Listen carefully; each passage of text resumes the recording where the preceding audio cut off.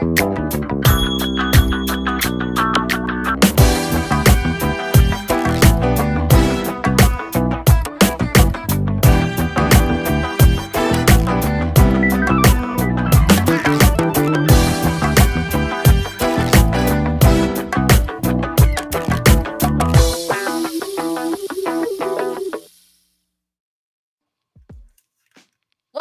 Hey everybody, welcome to another episode of Critical Affection, where we affectionately criticize the pop culture that we love, except for not criticizing shit today. It's a battlefish today.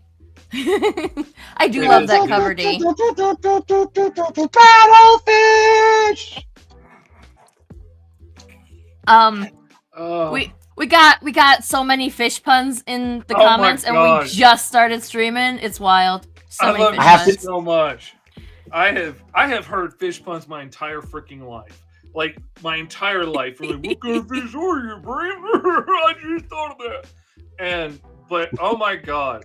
The We Must Wait and See and the Carpal Tunnel are new ones for me. And in almost 49 years, that's a big deal.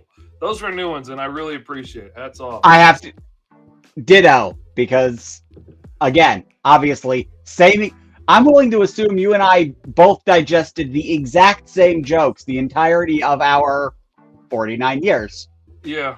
Maybe a slight difference based on, like, latitude or whatever, because there might be a little more country down here, maybe, but maybe a little more catfish in there. Who knows? But possibly. I told Fish about this a few weeks ago. I was on his stream and I started having internet troubles, and so I was like, yeah, the internet's telling me to go because Jeffrey wanted to go to the fish truck anyway. And then Jeffrey comes up with this fucking he's still like, he's over there just giggling his ass off because he thought it was so funny that he says, so you had to get off the hook with fish, because the name of the truck is On the Hook Fish and Chips. You got to get off the hook with fish so you can go to On the Hook for fish. And he still thinks it is hilarious. He is still laughing about it. And he was disappointed that you didn't have a stronger reaction. And I'm just like, yeah, he hears fish jokes a lot. That one right there is really funny because, like, my middle name is Alan and my last name's Lee. So my screen name on a lot of things is Oh Fish A Lee. And so I enjoy that one too. Which is much more clever when you know all the details that make it so good.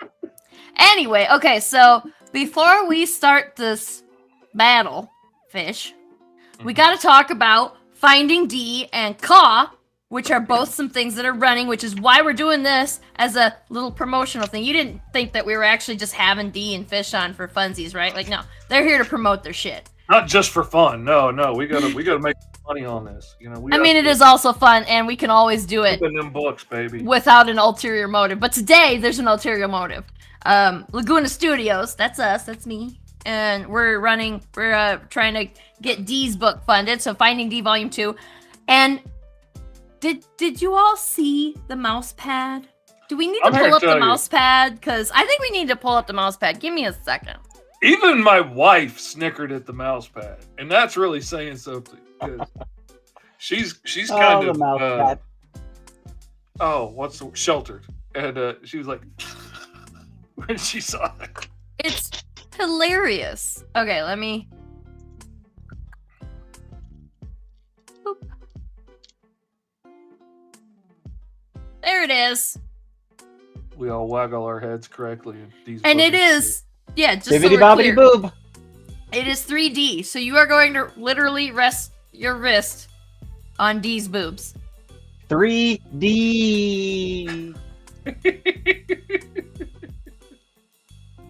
All kinds of puns. I think Kyron might be lurking, because the stream bot just told me that Kyron's been subscribed for 15 months in a row. And Katie's here. Hi, Katie. Hello. Katie is responsible for the colors in these here strips. These all this stuff that's all Katie. Who else is here? I just saw somebody else, and maybe I'm crazy. That's fine. I could be crazy. So anyway, yeah, like, go back that. It's kick.lagunastudios.net. And then I'm gonna defer to Fish to talk about your Kickstarter because you know more about it than I do. I can't believe that. Not for 1 second. Well, we're gonna talk about both of them this whole hour, so. But let's talk a little bit about Caw right now. Well, mine is for the Mighty Caw, the Cro-Magnon. There's 4 issues and an amazing.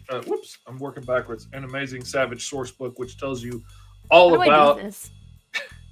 I don't know what I'm doing. Here, There we go. I There we figured it go. out. From Fish.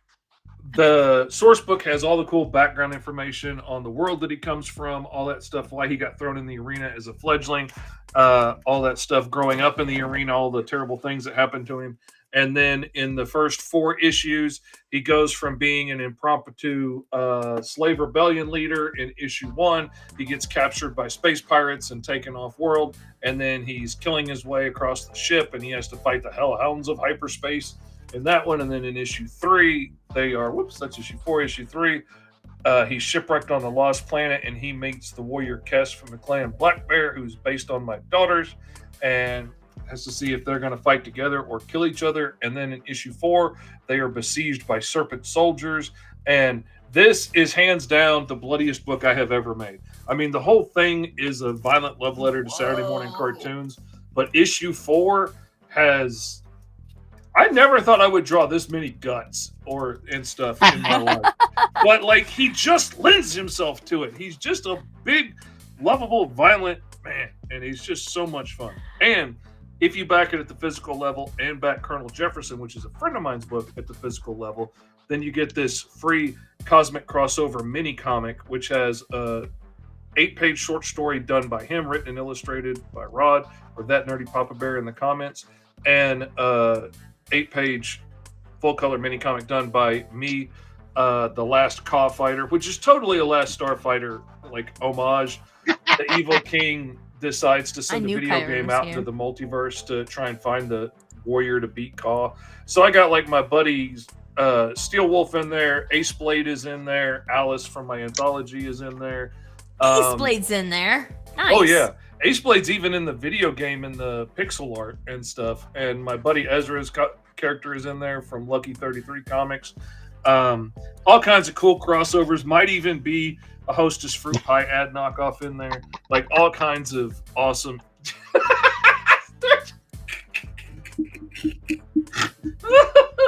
The people around here are not that creative. You know, so many people have just been, what kind of fish are you, Brim? And they will pat themselves on the back for an hour because they're so proud they thought of that. No creativity. No looking for interesting new ways to do something with it. Now, FC, I owe you a coffee. Yeah, Saw isn't there. Shit. Now you're in trouble. Honestly thought about it, but I was like, could Saw play a video game in her lightning powered up form? And I was like, well, I'll just do her regular form. But then if I did that, nobody would recognize her as Saw. And I kept going back and forth, and then I had to get the pages done because I finished it pretty quick. So fair. But actually, All Saw right. is absolutely in there. I wanted to have her in there, but then I ran out of room. Man, if you put all of your friends' characters into that little comic book, there would be no room for story. Yeah, and that's the thing. And like, I reached out to a couple of people, and the people that got back the quickest, because like I knocked the pencils and inks out for my story like in a morning, and you know the coloring took me a little bit longer, but because I also had to do the pixel art and the coloring, but I figured out a hack for that made that easier too, and now that's kind of fun. That pixel art is a fun challenge. Like, working with the limitations, it gets my brain. I love pixel art. I didn't see the appeal because I'm of the age that I was stuck using that when I started working digitally, and like, you know, everything was pixelated badly. And when I got away from that, and you couldn't see it, I was so happy. But now I get the fun. I get the fun puzzle of trying to make it work. And how many giant blocks of this color do I put in? How do I get it to look like a curve or a fade, or, you know, how much is too much? It's a fun challenge. It's like Sudoku with color, and That's fun. Okay, I get it now. I didn't get it, but I do. Okay, so I am not for this challenge. Like last time, I know we like spun a wheel or some shit. I think it was a surprise to you two what was going to be drawn. Yes. But this time they were both like, I got an idea. So I'm just gonna I'm gonna put their screens up on here and I'm gonna let everybody go to town and you guys can watch. And then we're gonna have a little drawing. Like if you want to, I gotta think, what's a good hashtag? Is this like hashtag fish? Hashtag battlefish, like just so that I know that you want into the Battlefish. Like, if you want into the drawing, yeah, hashtag battlefish. They'll prove that they want it and that they can spell because battle always gives me trouble. Very true. And then I know that you want in, and we're gonna raffle. We're gonna spin the wheel, and I'm gonna give away one print of each here. You guys, D and Fish, you don't have to worry about it. I'll take care of sending the stuff, but we're gonna do that, so. Are we getting started? Y'all ready? We're putting up the shit now. I don't have, like, there's not a good way to do this, so we'll just maximize your screens here occasionally. To add to the puns that are both fish-based and Mortal Kombat, your fillet of soul is mine.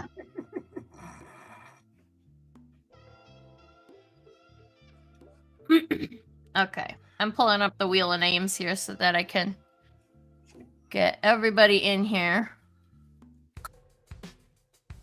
Okay. A season. Position. I gotta get the power and the position right. Because I just love the cover that Dee did with Heidi, and so that inspired my idea. But I gotta get the power of that position right, you know. The fish puns are still coming. And I went to E.M. Trout Elementary when I was a kid. Do you know how much that sucked? Oh man, that must have been like torture. Yeah, I mean, I was lucky. Like there was a lot of kids that just didn't catch on that it was weird because I was just starting out in school, and so everybody like knew my first name was Fisher, but I go by Fish. But the older kids, oh my god, because it was like kindergarten through 6th grade, I think, at the school. And the 6th graders absolutely knew. Shouldn't have worn my hair into a ponytail because now I'm just like petting myself. I'm just gonna be this whole show is just gonna be me petting myself.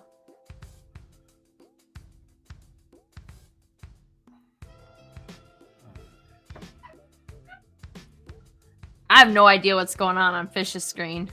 Yeah, and mine's kind of light too.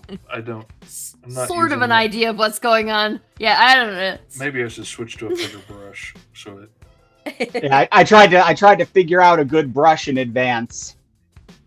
That would be visible.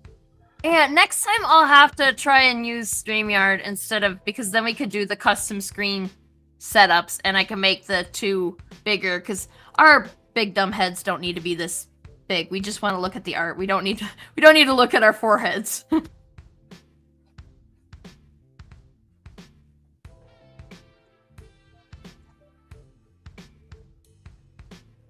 Yeah, that's showing up better. Yeah, I can see it now. Oh. Boy, SC's on a roll.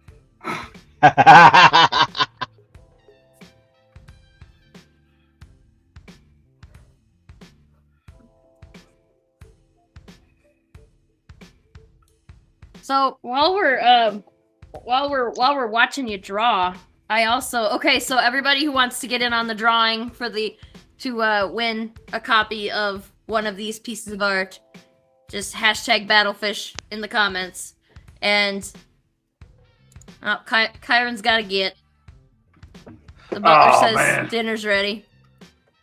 Thanks for coming, though. Have fun, man. Ain't gonna be the same without you, but I'm gonna be on Kyron's X-Men recap this Saturday. And I did a thing. I spent some money I didn't need to spend. But it's gonna be worth it. And I just like, cause Malachi's gonna be on that stream too, and you know he's gonna turn it up to 11, so I gotta do something in the outfit department.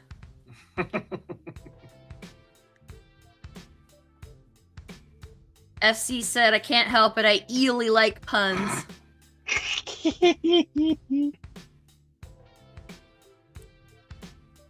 Yeah, I love puns. I get such a kick out of it. I will laugh so hard at my own stupid jokes. And my wife's just giving me these looks like, seriously? I'm like, would you rather I be blowing all kinds of money on something crazy or sitting here laughing at myself? Like, I think that's a pretty good deal. Considering all the things that, you know, a guy could be out there doing, I think it's a pretty good deal that I'm just sitting here snorting at my own jokes. It's true. It's true. But I actually was just on your page for your Kickstarter, D, and I didn't look at any pertinent information.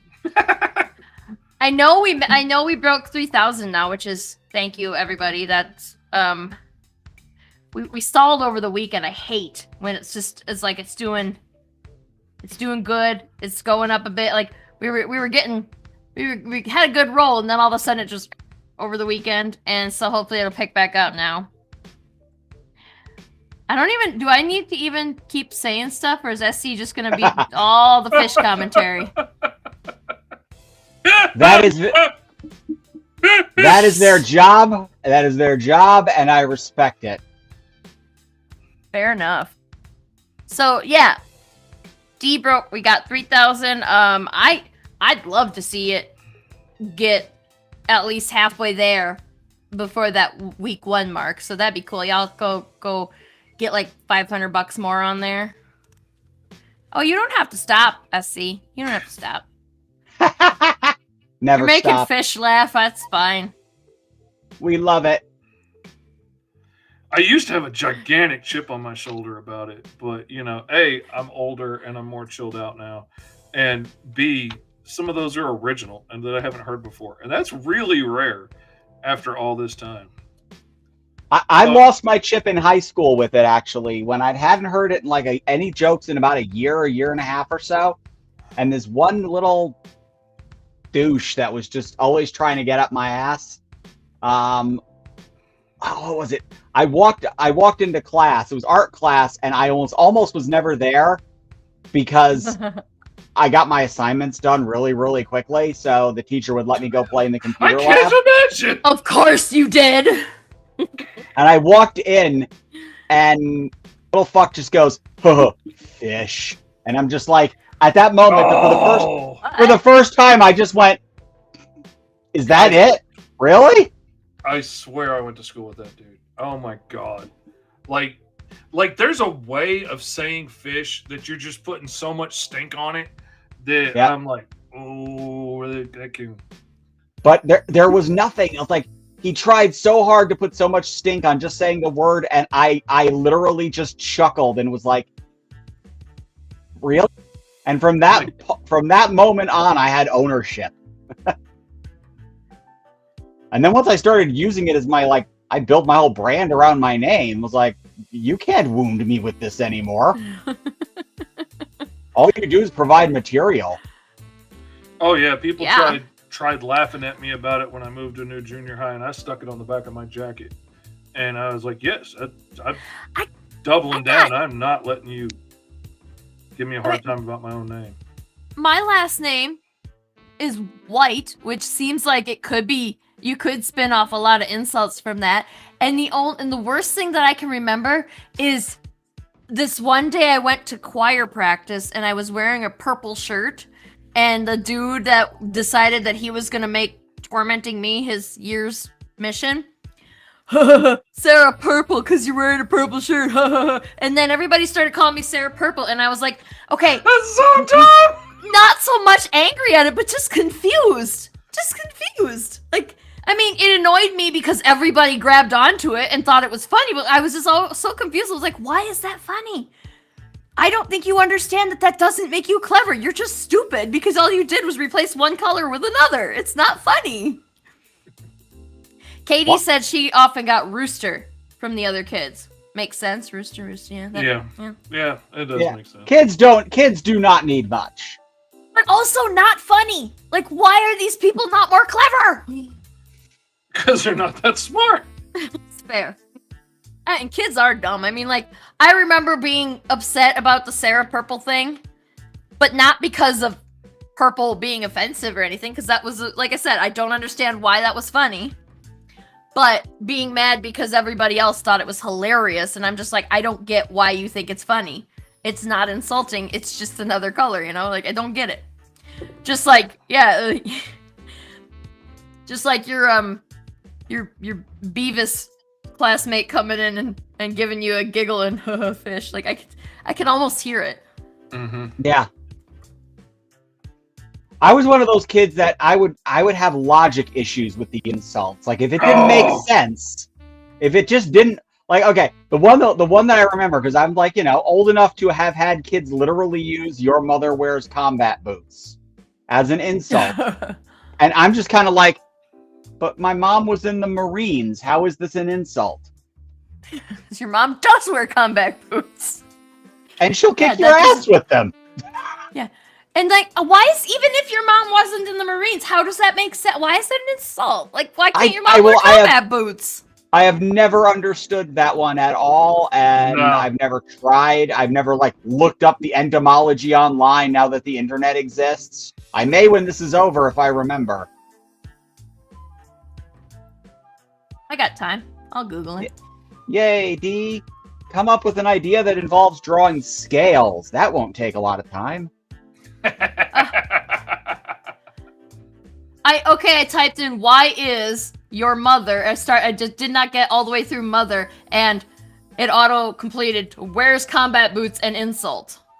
That's because our phones hear us. You're not the only one who wonders this.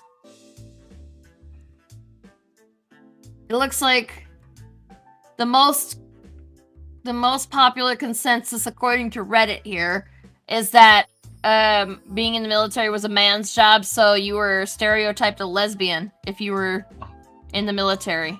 And apparently being a lesbian, well, I mean, I'm sitting here going, why is being a lesbian insulting? But then I'm like, oh wait, this was we're talking about the 80s and earlier, aren't we? So, okay. Yeah. Fine.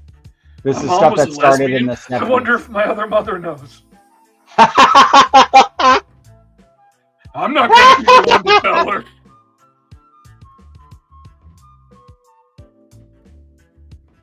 And I had a pair of boots from the Army surplus store at one point in my life, and I don't remember them being very, like, they weren't like big clunky stompers. They were just boots, and they were probably the most comfortable shoes I ever had at the time. Because they had a big wide toe box so that your feet weren't getting pinched into a triangle. Because fuck women's shoes, am I right? With their little pinch you into the triangle toe. Like, oh, tell me about it. When you? I'll be right back. Hold on a second. Well, you keep going on.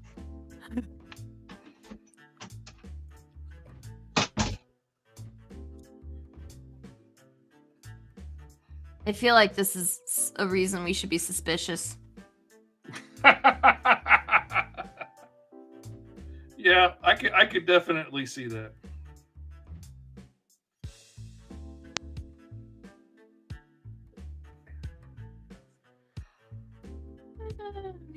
There, okay. Yeah, that's the. God damn it. SC's just kicking our asses with all these fish puns. But Sorry about that. I heard like a screamy yelp of some kind, and I thought my Final Destination brain goes, "Oh my God, Heidi fell down the stairs," or something horrible happened. I think the dog just got his claw stuck in his own fur because he does that. nice. That's how we know when to trim the cat's claws, is if they start getting stuck to stuff. Yeah. Like Velcro. Oh shit, now SC's got Katie going.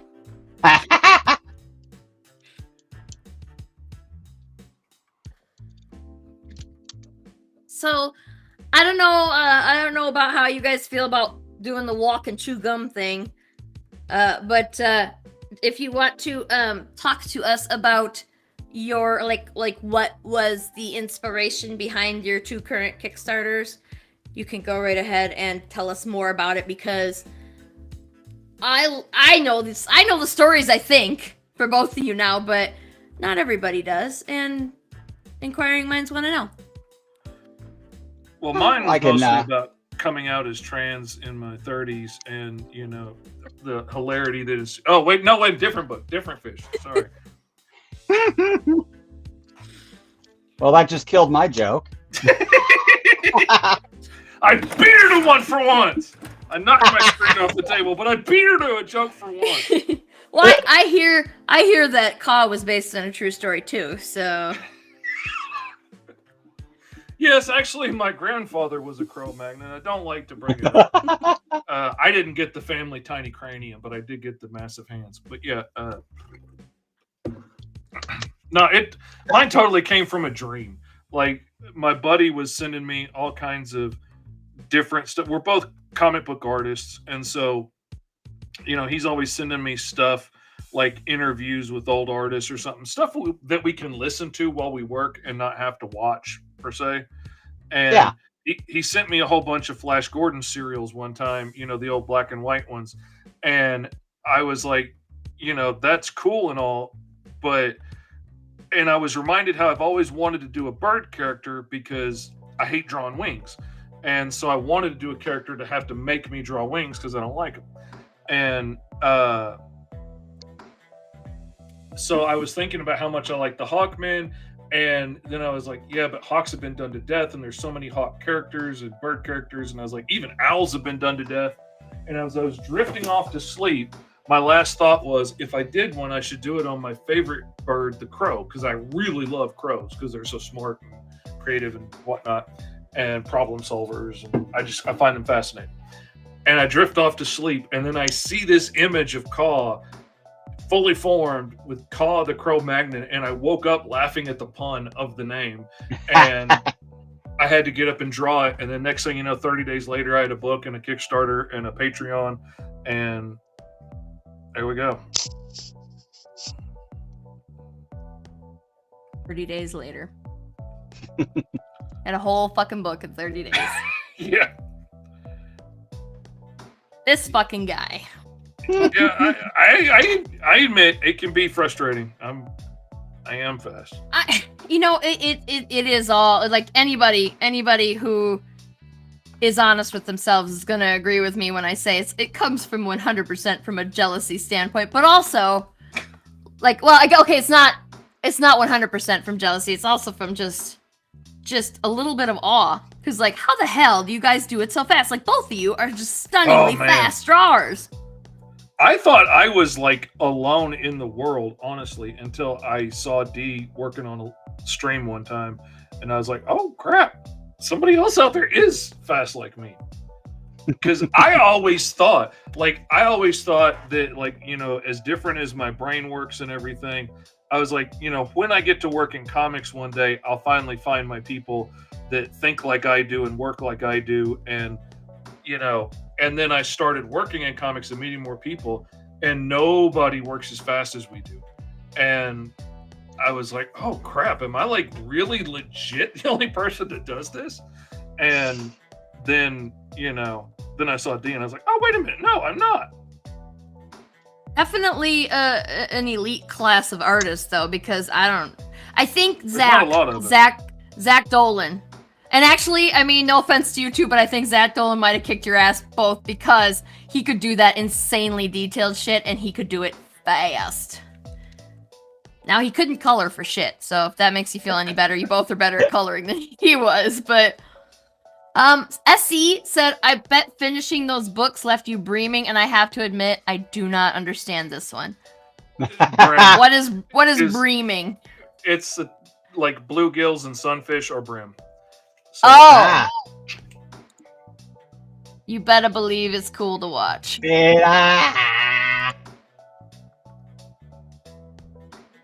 Yeah, for me, the speed started. I mean, I think I've always been a little fast, just trying to pump shit out as much as possible. I was one of those kids who was in grade school, junior high, just making comics. I decided real early on that I was going to learn how to make comics by just making comics and force myself to draw things I don't want to draw and learn to write my own stories. And that's the key. Do the things you don't like to do. Steer into that skid. And when I started, I'd been doing, I went to the Kubert School for 1 year, and there was a number of students who were very, very pissed off at how much work that I would do in some of my classes. Especially the humor class where we were doing humor strips. Because our assignments would be to do like 3 dailies, and I would do 2 weeks. Do a Sunday strip, I would do 4 Sunday strips. I was pumping out material with a lot of inspiration. We had an animation class where the assignment was to animate a hand picking up a block and just kind of make a gag for it. I did a 1-minute Dandy cartoon where he's getting attacked by a block, and it pissed a lot of people off, but on the same token, they also showcased it to like the higher grade people. So I was kind of like, ooh, I was enjoying that. But when I moved on, when I was doing the webcomic dandying company, started in 2001, I was like, I'm going to do this 7 days a week. And I wanted to make it a year without ever once missing a deadline. And that took a crap ton of work, but it's one of those things where the more you do it, the faster you get. Mm-hmm. Man, I mean, I agree. The more when I actually make myself draw, I can see the improvement when I compare works, but I don't think I have it in me. I don't think I want it enough to be able to get as fast as y'all are, and I'd probably end up with like arthritis before I ever got that fast anyway, because well, that's part of it too, is the desire and the repetition and the putting in the work. And I don't mean to be rude when people say it to me. I try not to say it to their face very often, but when everybody's like, oh, you've just got a gift, I wish I had that gift. I wish somebody just give me that gift like you got. The God-given talent thing. I was like, God didn't give me shit, okay? You wish it was easy. That's what you wish. You wish you could just sit down and do it like it looks like I'm doing. But that's if you were blessed with this talent, then that would mean that if you were actually genuinely blessed with this talent, then it would mean that there's nothing that they could have done. Mm-hmm. And it's like, no, you might never be in the same, like, because I mean, you both have, I've seen you both do really serious stuff, and I've seen you both, but like, you're known for your cartoonier stuff. And like, so like, you might practice and never get to that same the same skill of cartoony or same style of cartooniness or whatever, but like, you just have to practice, and then you'll get better. I mean, there's no magic formula. There's no, you can watch streams like this one, or like there's art shows, there's you get like Skillshare and shit, like you can get those, and they'll teach you how to use the tools, and they'll teach you like tricks and tips, but like, you have to do the practice or you're never gonna get better at it. Mm-hmm. Yeah, I've had to tell so many people at conventions who want to know what the magic trick is, and I have to be the one to kind of break their hearts and be like, there is no magic trick. It's practice, putting in the time. I wasn't magically a better artist at 5 or 6 than any other kid. I just wanted it more. So when they discovered, I'm going to go out and play baseball and do this, I'm like, I'm going to stay in and draw. Mm-hmm. Mm-hmm. Katie has a good point. She said the natural gift is just interest, practice, and dedication. Yep. Yeah. Interest is a big one. If you're not interested in becoming a good artist, like, you just want, if you just want to be able to show off the end product for the admiration that it gets you, then you don't actually want to be an artist. No. And that's the thing. Like, I wanted to be able to tell my stories and stuff, and that required, like, I learned real early on that the idea of doing a comic book was a lot more a lot easier to obtain than the idea of like doing major motion pictures like Star Wars or something. Like, I could do this myself if I learned how to do everything. I can't do that with a big budget movie. And so that was just everything else was everything else was a collaborative medium. Mm-hmm.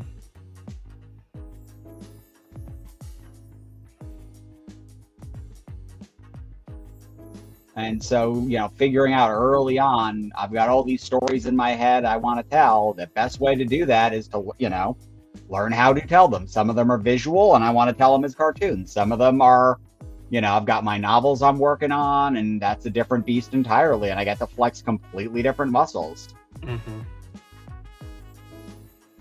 And that's my thing that always kind of bothers me when people are talking like AI art, and they're like, but artists are so expensive, I'm like, there's nothing stopping you from writing a novel if you have a story you want to tell. It's easier in a lot of ways, and you don't have to worry about, an artist bringing in his own interpretation or whatever if you really want it to be your thing, and like nobody is stopping you from doing that. I'm also going to take. Oh, sorry. Oh, Jade Needs a Hug is here and says, "Oh hi, what's Battlefish and how do we win things?" Battlefish is just two people named Fish having a draw, which battling battle. It's a very non-violent battle though. Well, it's only because we're in different sides of the country. If it was face to face, it'd be a whole different. Fair. And there would be like wham bam to the moon, Alice. Anyway. No, if it was face to face, I'd be getting less done because I'm going, ooh, cool. And so how to win stuff is if you want to get in the drawing to win a printed copy of one of these pictures, then just comment #Battlefish, and I will put you on the wheel, and then we're gonna spin it at the end. Wheel of morality, turn, turn, turn. Tell us the lesson that we should learn. Right now, there's only 2 people on there, so like it's not worth spinning right now because there's 2 pictures and 2 people. So we need to get more people on here. So y'all just comment #Battlefish, and I will put your name on here. Because if you're not commenting, I don't even know you're here. Do it, Doug. As far as stories go, specifically, since I forgot that part of the question, as Fish was saying, Finding D started originally as a blog. I'd come out in 2016 as trans, and I started writing a blog that I just called Finding D, which means I didn't think about the title or the fact that it's, sounds a lot like Finding Nemo and or later Dory.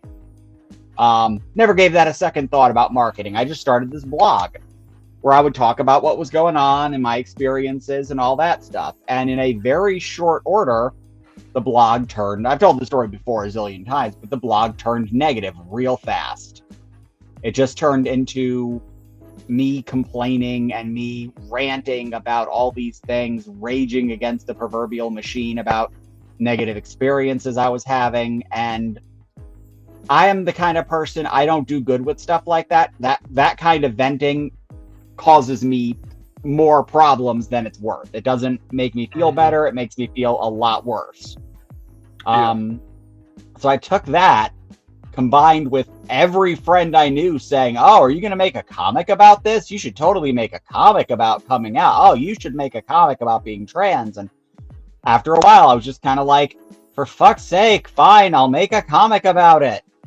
And so I converted Finding D into a webcomic. And what I had, since 2001, I had been on and off working on a webcomic called Dandy and Company. It's very cartoony, kind of a Looney Tunes meets DuckTales meets Peanuts. Funny cartoon dog and his boy going on wacky misadventures and all that kind of fun stuff. I was a regular recurring character as the cartoonist. I had always been in the strip. I loved that fourth wall breaking gags. And so I would be in there as the cartoonist every now and again. So when I had come out in the real world, I also came out in the comic to the characters. Like, Dandy came up upset because he wasn't in enough of the scripts and complaining to me, and there I am sitting as D, and he's just like, huh?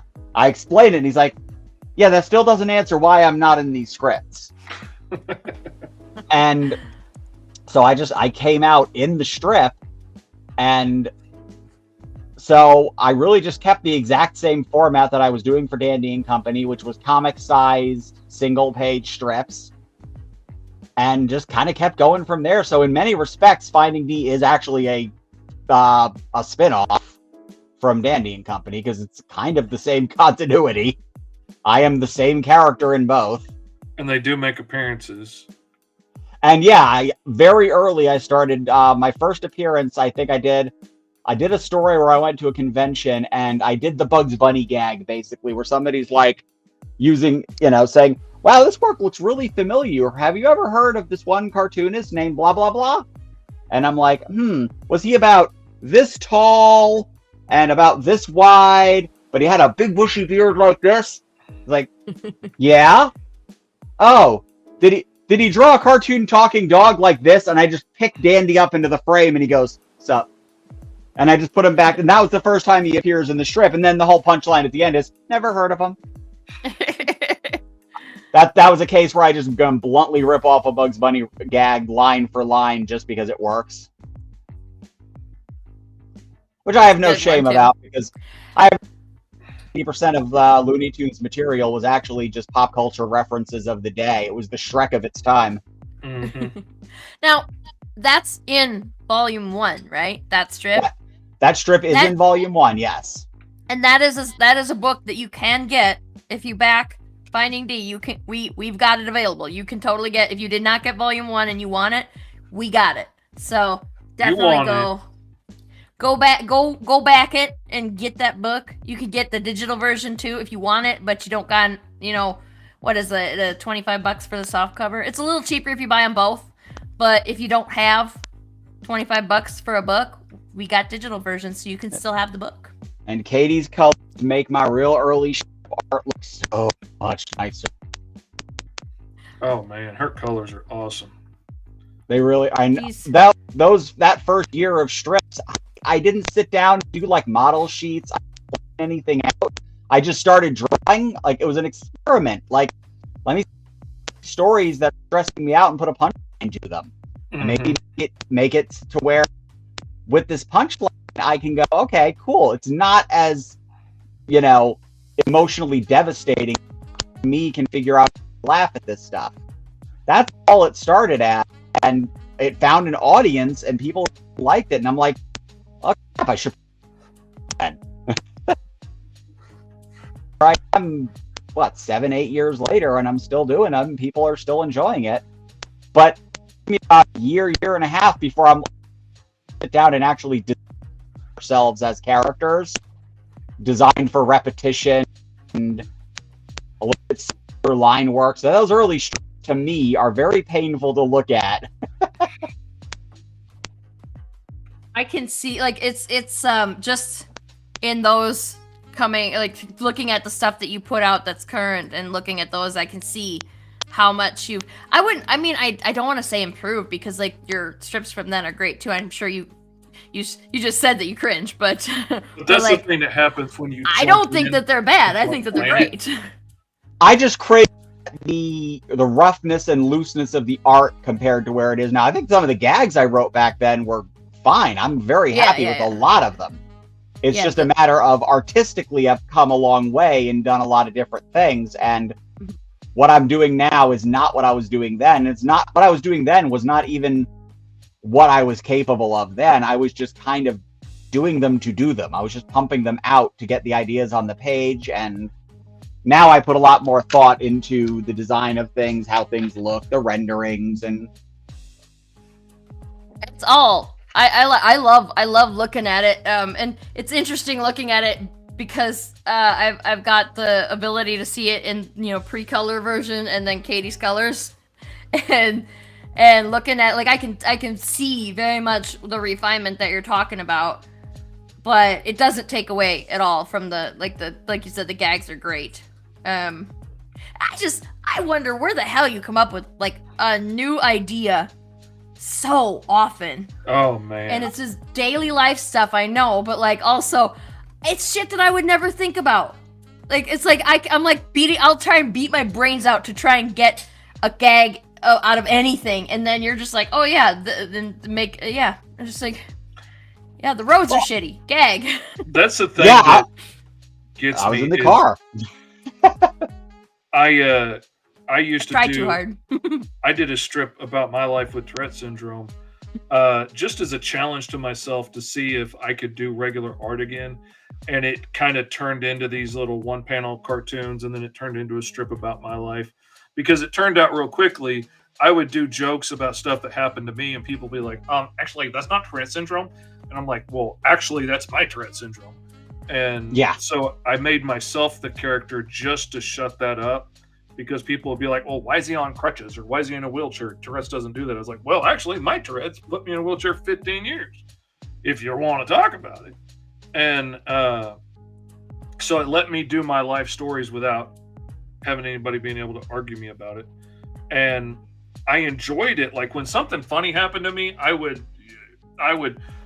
play it up and make it a little bit bigger and make a cartoon out of it. But the idea of trying to sit down and like, okay, let's be funny now, was impossible for me. Like I can crack jokes all day long, but like, let's sit down and intentionally be funny on purpose right now. Let's write a joke together. No, I could write a song quicker than I could do that.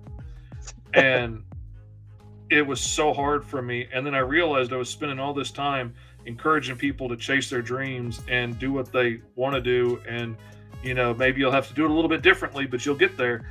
And I wasn't chasing my dreams. So I had to stop doing the cartoon that was getting pretty popular and getting me a lot of attention, and start doing comics, which nobody wanted to buy in the beginning. And now 67 people want to buy. I understand. When I was doing Dandy and Company, one of the biggest problems I had was that I had a very, very committed fan base that did not give two shits to see me do anything else. Mm-hmm. So I switched over and I did that graphic novel, The Well Keeper, because I had a big epic story I wanted to tell, and I wanted to spend the time noodling on the backgrounds and doing all that detail work and telling this big epic storyline.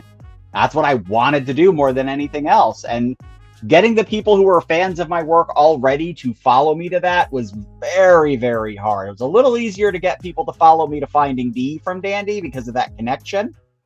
Mm-hmm. But now I'm also trying to get people now to say, hey, if you like this stuff, I've got werewolf novels, and yeah. Getting those people to come over. The Wellkeeper thing pisses me off so bad, because have you seen Wellkeeper? It is gorgeous. It is so pretty, and it just makes me mad that it doesn't have the following that it should have such a following. It's so I wish it did. I always did great with it at conventions. That was the one thing. That was the saving grace for me. Online, I could not get people to give a crap. When I'd go to conventions, I'd have people, they'd grab the first book and then come back a half an hour later and go, okay, I need the rest. Where are the rest? Mm-hmm. And that was the only time I'd ever sold books out, like at a con, where like I was like, I'm out of books. I have nothing else to sell today. That's fantastic. Was the Wellkeeper. SC said, I still love my copy of the Wellkeeper, and then also said it's so fantastic. And Katie is saying, Katie says it's so pretty, I want to color it. And I was just like sitting here thinking, well, we got to do something with it eventually, right? So we gotta. You say that now, Katie, but there is a lot of cross-hatching in that. Well, to be fair, it's like super fucking detailed is kind of Katie's wheelhouse. Yeah. True. Which, it's almost like weird. It's almost weird to me that she even can do Finding D's colors because she's so into detail. I'm just like, how are you not wanting to put like every individual hair on D's head? Like, how's that working for you? So tell us, Katie, how is that working for you? Do you ever get the urge to add more detail? Because I bet you do. I bet she does. I tell her to a lot. I tell her to go nuts frequently. Oh, She said if the pages are flat, the cross-hatching will drive her nuts. The Well Keeper is all cross-hatching! There are entire sequences where I cross-hatched into black, rather than just fill it black.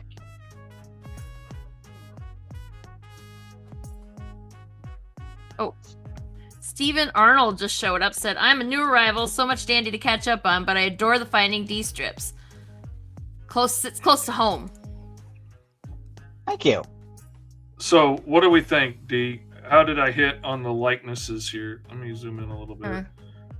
I figured I would have you and Heidi cosplaying as Ka and Kess. And I adore this so much. Oh my god, that is so beautiful.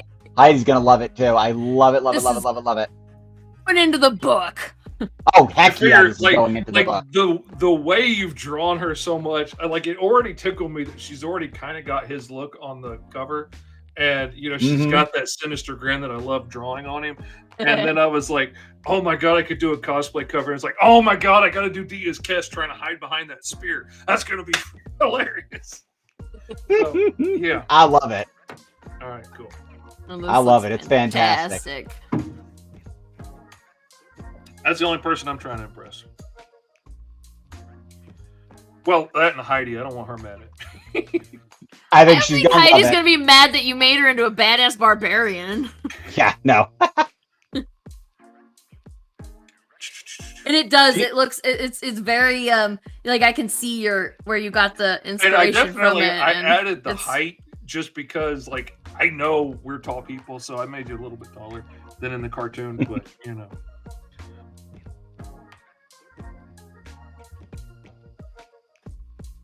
Oh.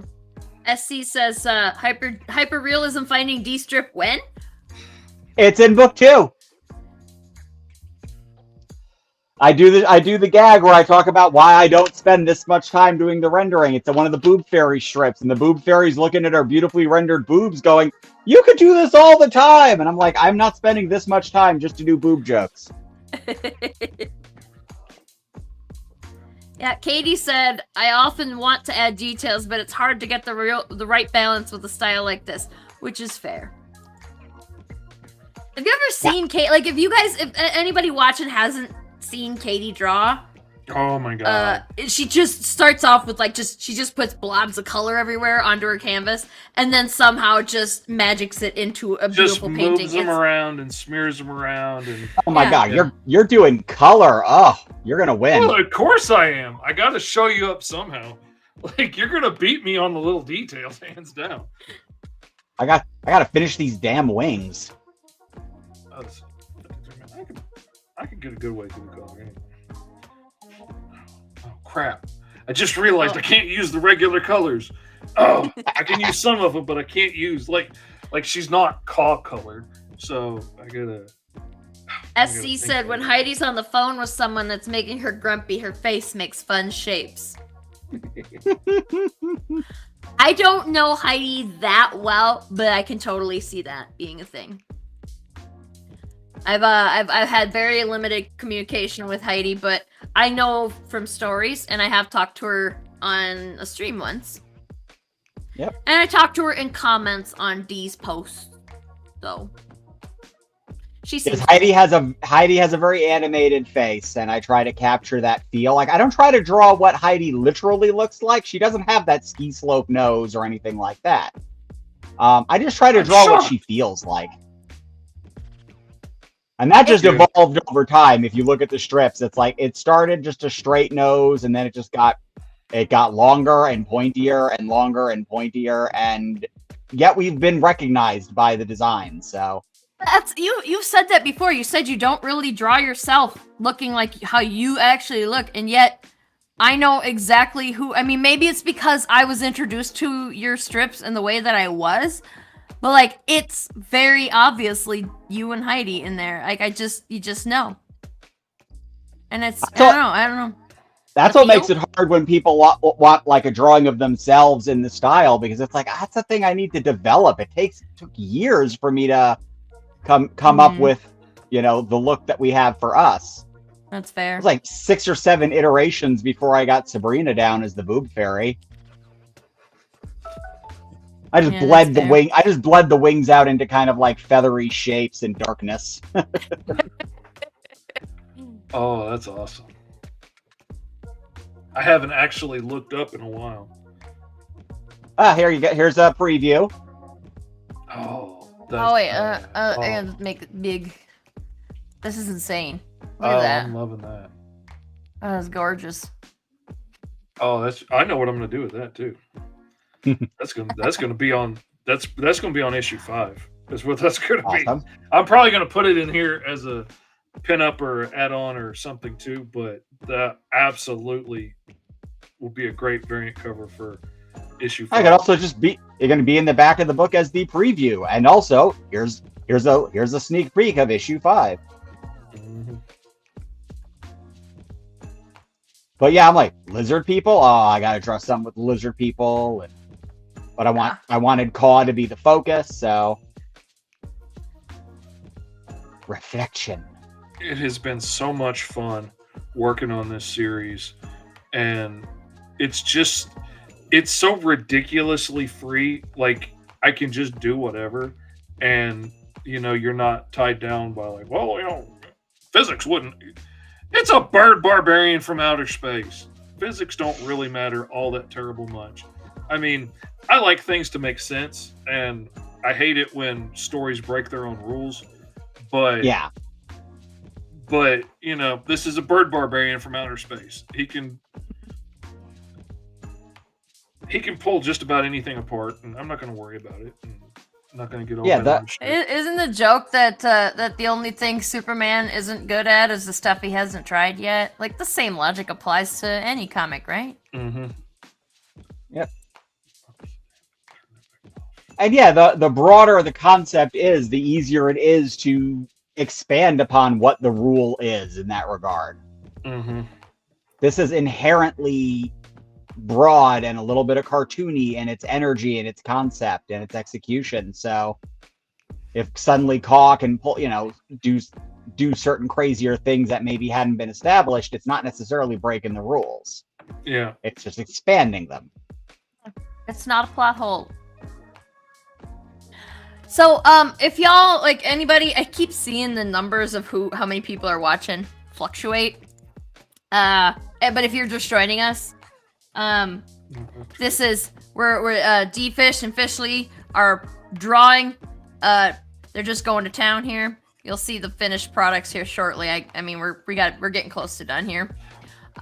If you are interested in their work, you should go check out their current Kickstarters, and you can go see Call the Cro-Magnon, and you can get all of them on this campaign, right? Yep. And that's gomrfish.com. Yep. Take you right. And if you want to go check out Finding D Volume 2, and you can get Volume 1 on this campaign too, not just Volume 2, you can still get Volume 1, and you can get a boob mouse pad or t-shirt or what else? Yep, there's the boob mouse pad, the pickle t-shirt.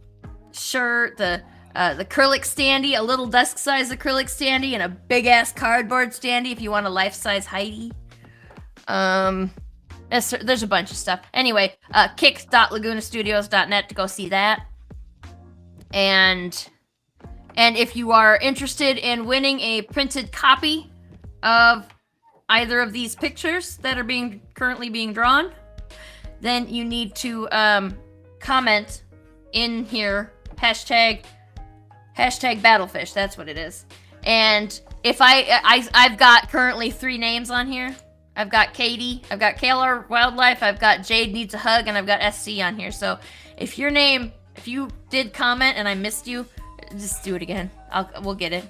I don't think I missed anybody, but also, like, if you're commenting somewhere other than YouTube, I'm only seeing YouTube comments right now, so hopefully nobody's commenting in a place other than YouTube, because we've been having some issues with that lately. And I'm not sure what the hell's going on. I don't know how to fix this stuff.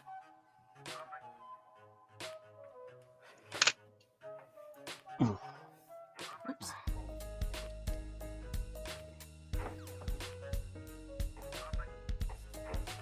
Some very loungy music going on right now. Yeah. Oh, Steven just popped in. Steven Arnold. You are on the wheel. So SC says it's a devious mouse pad. See. Okay, to be fair, I'm not so Lori and D came up with just a metric assload of D puns for the last campaign. And I gotta take that. Oh my god. oh, the metric assload? Oh, good. I've been saying that for a while. I didn't even know you hadn't heard it yet. No, that one caught me off guard. Awesome. Well, it is yours. I'm pretty sure I stole it from someone else, probably. So, I like yeah, metric shit. I usually say metric shit ton, but that's me. Metric shit ton is also what, and like imperial shit ton doesn't have the same ring. No. That sounds like dun dun dun dun dun dun dun dun. That's where Dianagas live, in the imperial shit ton. Indeed. Anyway, so yeah, like this campaign is lighter on the D puns than the first campaign was, but you're still gonna get all the quality in the stuff. Like the books are still awesome. I think there's like 75-ish pages, depending on like, cause like this thing that Fish is drawing right now, that's going in the book, so that's another page. So like we don't know, like until the day that like it's possible that right up until the day that we send it to the printer, that there will be another page to add. So like that is entirely possible. So there's going to be at least 75 pages of really good art. There's at least 75 pages of strips. Beyond the original strips, all the other material that will be in there is candy. We haven't figured it all out yet. Yeah, I mean, yeah, the strips are worked out, but like all the other stuff, we don't know. You guys could be getting, it's going to be a lot, but how much exactly is not clear yet. And like it's all of the strips are in full color and they look gorgeous. And Katie's probably gonna need a vacation after this campaign's done, huh? Or just like if she can close her eyes for like a couple of days straight, just to get the colors out of her head. Something. I don't know. She's still trucking along all the time, doing all of her stuff, but yet, I mean, I have to assume that she's got, like, I would think she'd be getting burned out from the way that she just goes so hard on everything until it's done. I'm like, doesn't that hurt? Doesn't that suck a little bit? But then, ADHD. Like, why would we pace ourselves? Us ADHDers, we don't do that. No. It is balls to the wall or it is nothing at all. Oh, I just made a rhyme. I'm so clever. Balls to the wall or nothing at all. I'm going to put that on a fucking t-shirt, thank you. You're a poet and you didn't even know it. I'm a poet and I didn't even know that I was rhyming those things. That's not mine. That was Captain Holt off of Brooklyn Nine-Nine. That's my emotional support show. Oh, Katie says she still has a few pages left. Nah, it's okay. You're gonna be done long before the campaign is, so.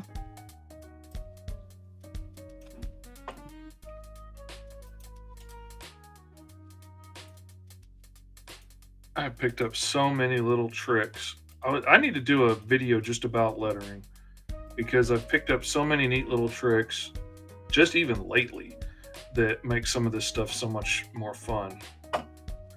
Like being able to do those kind of things. I'd be interested in some lettering tutorials. I'm gonna be doing a lot more of that this year. The very first thing I lettered that got published was The Seeker, which was a short comic, I think 8 pages long, that Katie and I did. Katie and I wrote it. I feel like Katie did most of the work. Katie and I wrote it. Katie drew it and colored it, like it's all artist Katie, and then I lettered it and I did some fiddling with the layout and stuff, but I feel like Katie did most of the work there. Like that was certainly most of the heavy lifting. But I lettered it and that was my first one, and I just, even now with the limited, I don't have a ton of new lettering that I've done since. It's not like I'm getting jobs left and right here, but I have done a little bit, and even that little bit, I go back and look at that first one that I did, and I'm like, ugh, I made some big ouchies. Let's see, where am I gonna? I don't want to put it too high. And I also I've got the Blambot comic lettering book that it's actually next to my bed right now because I look at it all the time. And I also have the Comic Craft one, but it's a PDF. Yeah, it's the comic. I have the PDF by my bed.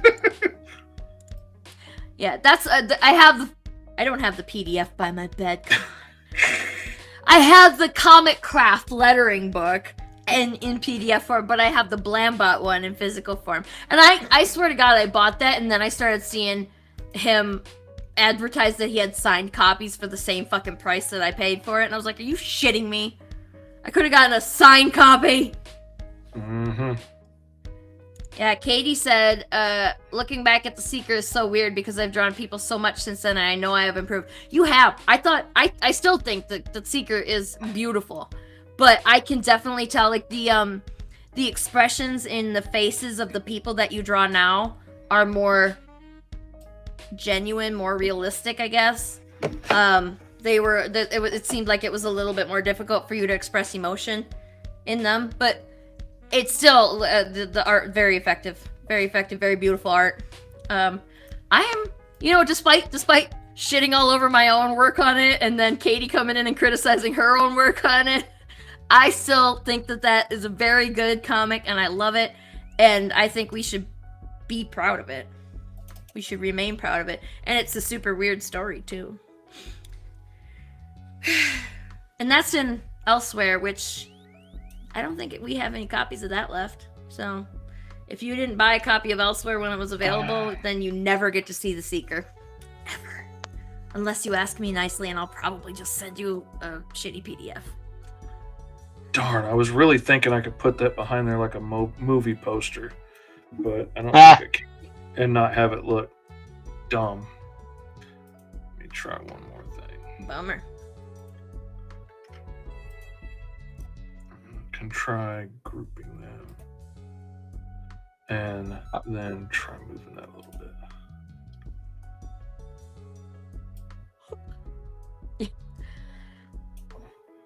Katie said Morgan Iverson, right?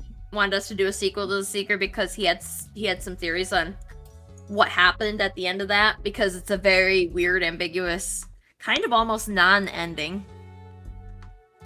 And yeah, I don't think I ever asked him what his theories were, but I'm thinking that I'm worried that if we did a sequel to that story, like a direct sequel, that it might ruin the first story. Y'all have stories like that, right? Like where if you did a sequel to it, it would mess up the original. Like you can't. Yep. I always worry about stuff. I'm worried about that right now with my werewolf stuff.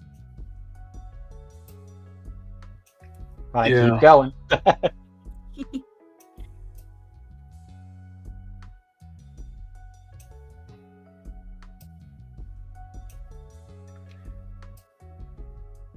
I had another in the, so that was Elsewhere Volume 2, and in Elsewhere Volume 3, I did a 2-page story that was 100% like the art and everything was all mine.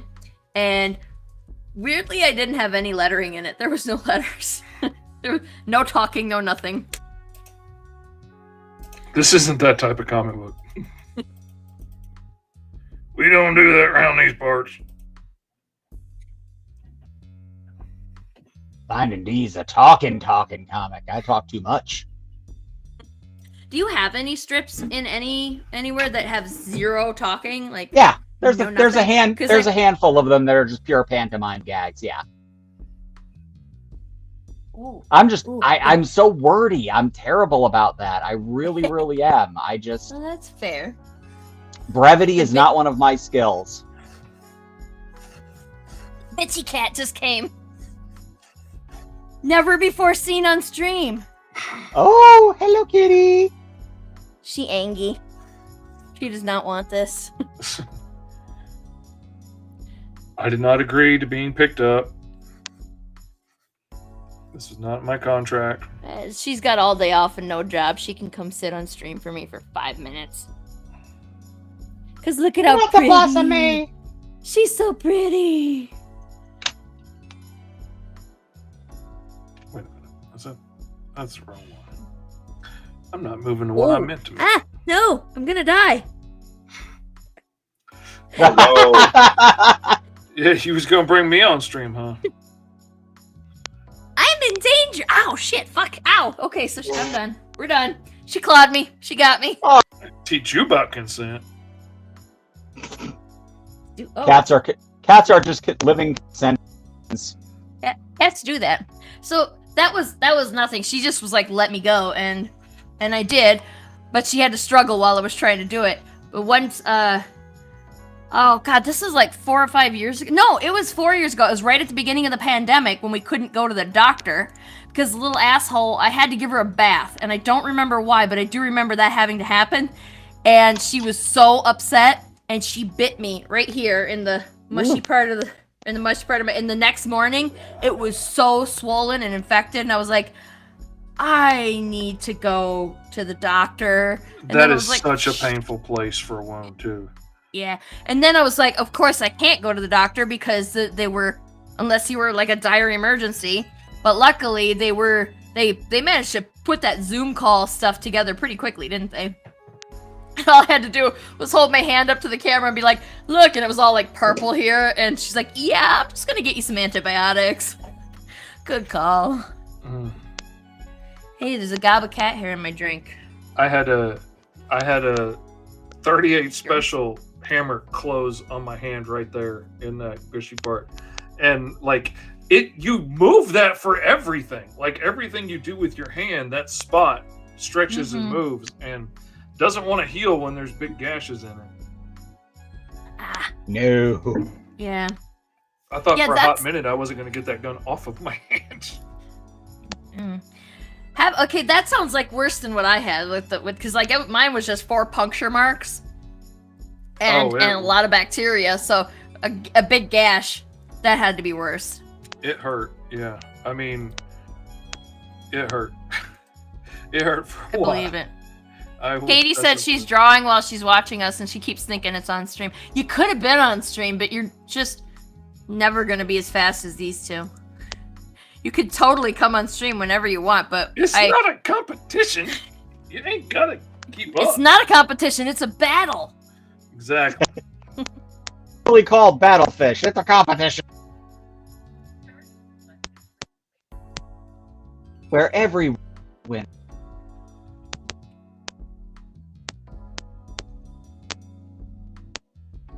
You know, as pissed off as she was, that cat is still just sitting right there looking at me. As they will do. I mean, it's just the lie that gets me. It's like, you're not actually pissed off at me. That didn't bother you that much. Lies. Oh, Katie says, but I'm a rooster, not a fish. It'll be Sarah's drawing a horse. There was soon.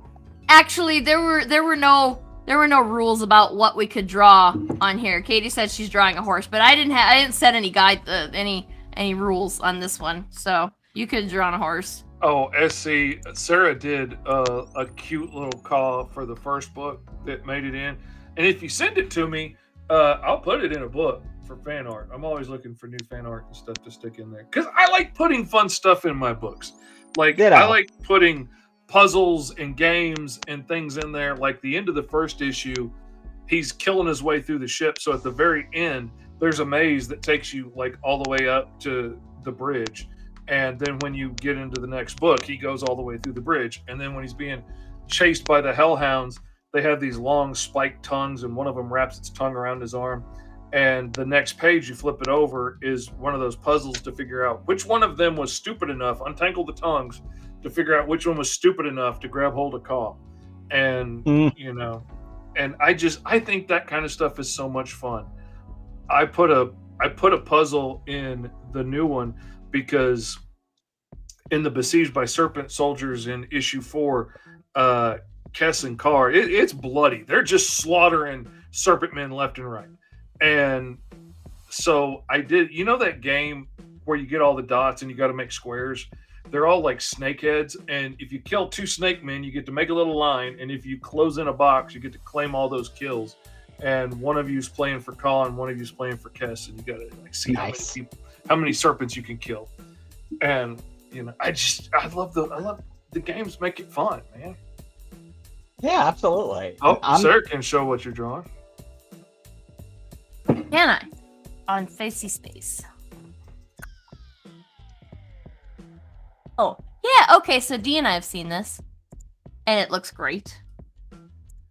But she was fibbing because it's not just a horse. I mean, there's a horse in it. Of course. Let's see. Nope, that's not it. There we go. There's what Katie's drawing. Oh, nice. Cool. Look at that, people and everything, not just horses. You said it looked like the guy who plays Jon Snow, whose name I cannot remember right now. And it does. It totally looks like him. It got a little bit of that in there, I thought. Yeah. Yeah. It's really cool. That's like, yeah, to see, you can kind of see how Katie's all like, she just blobs of color everywhere and then it just turns into something. Just keeps painting and keeps painting. And you're just never quite sure how, but that's how Katie that's how Katie do. Yeah. Always comes out looking great in the end. It's me. Yeah, I'm definitely going to be putting some fan art and collection of stuff in the back of the book. SC has done a couple of pieces, and I'm going to ask them if they would let me put them in there because they're adorable. Katie says she's been working on this about 5 times longer than y'all have been doing these pieces. Sounds about right.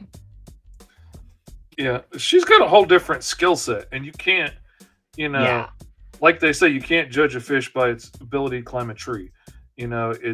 Katie's skill set is very different than ours. You can't judge a rooster by its ability to swim in this case. Exactly.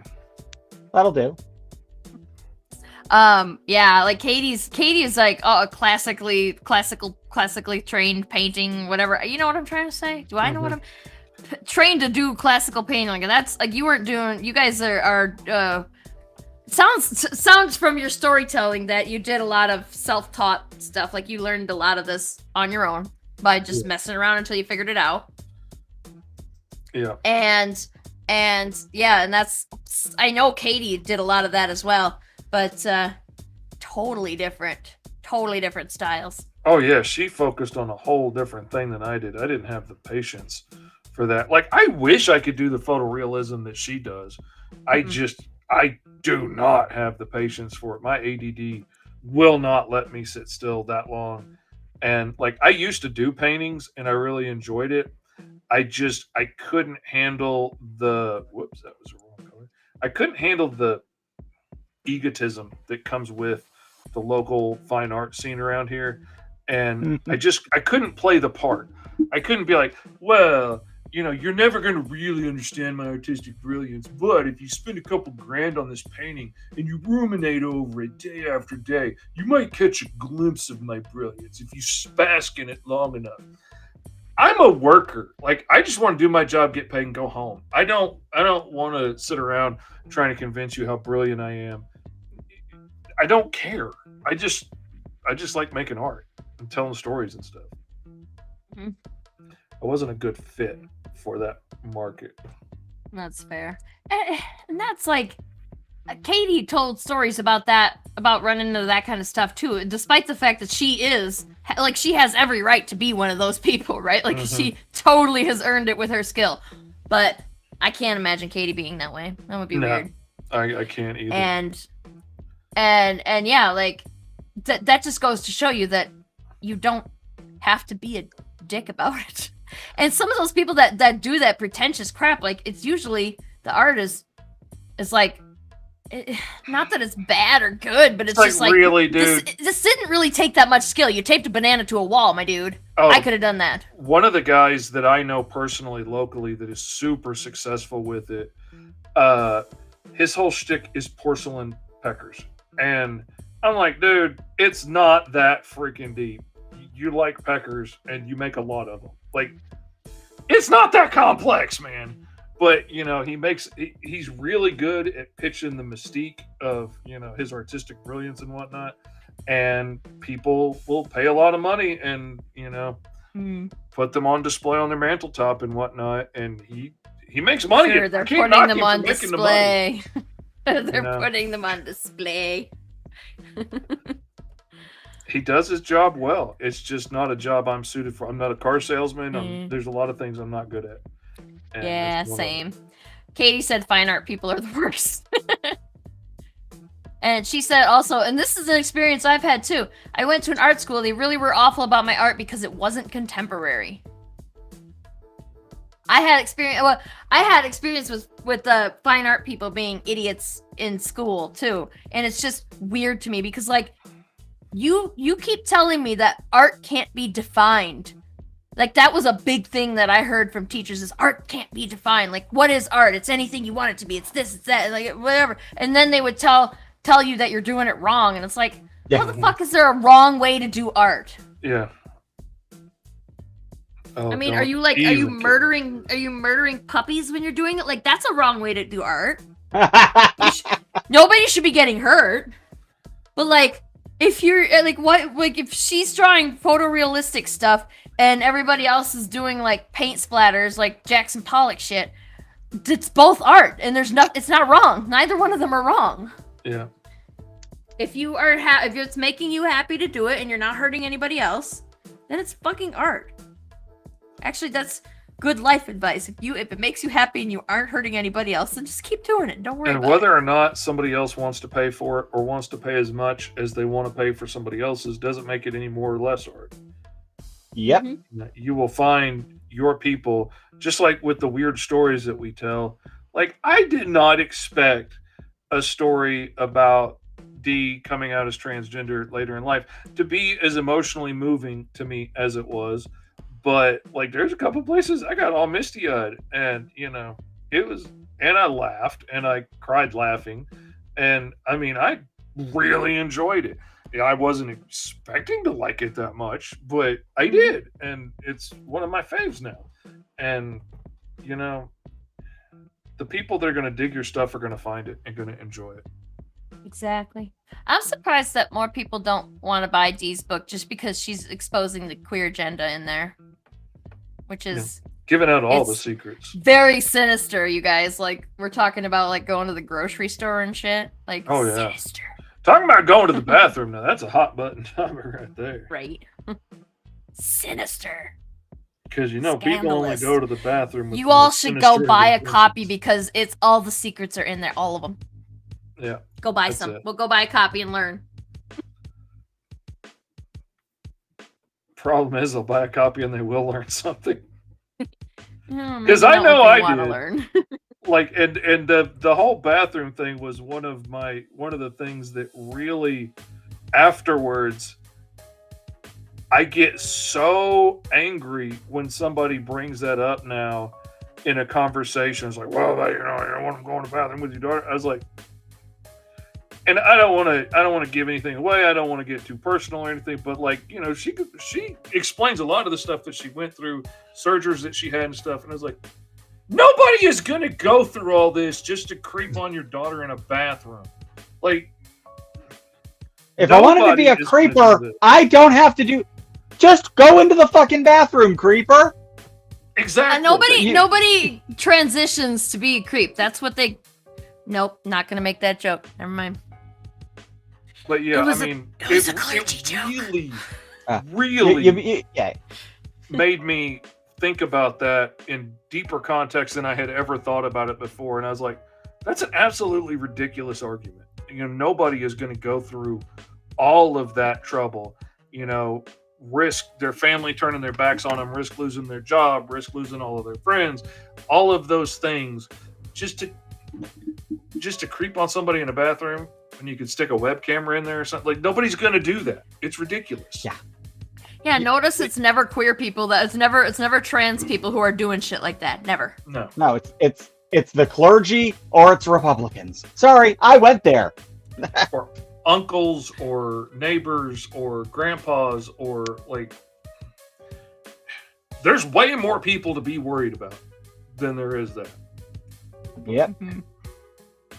Trying to hit it with some color so it looks like there's something going on here. I challenged her into the realm of color. Katie's job is lost. No, I would much rather give this to Katie. Oh gosh. Wouldn't we all?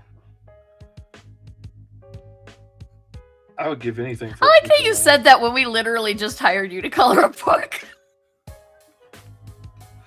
It blows my mind. Like, I just got into the finals for the Heroic Awards for best colors for Green Zone. Like, out of dozens and dozens of books that got submitted, it was CAW best colors. It was Green Zone was best story. And the fact that I got in there for colors, and the fact that the last 3 jobs I've gotten hired on were just for colors, blows my mind. I cannot believe it. Because I'm still kind of expecting everybody to be like, wait a minute, he's not a colorist. He doesn't know what he's doing.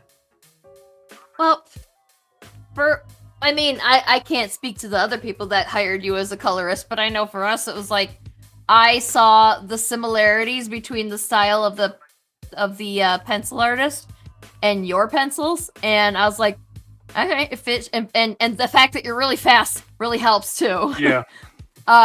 Because which I guess now is as good a time as any to tell you that we actually pushed it back a month, so you have more time than you originally did. Oh, that's nice. We pushed it back for Comictopia because Backer Kit's doing a really cool Comictopia promotion. Which, if y'all have, it has to be a new thing for them. Like, it can't have been done on Kickstarter or whatever. But if you've got something like that, that's a good time to experiment with Backer Kit because they'll be doing extra promotion and stuff with it.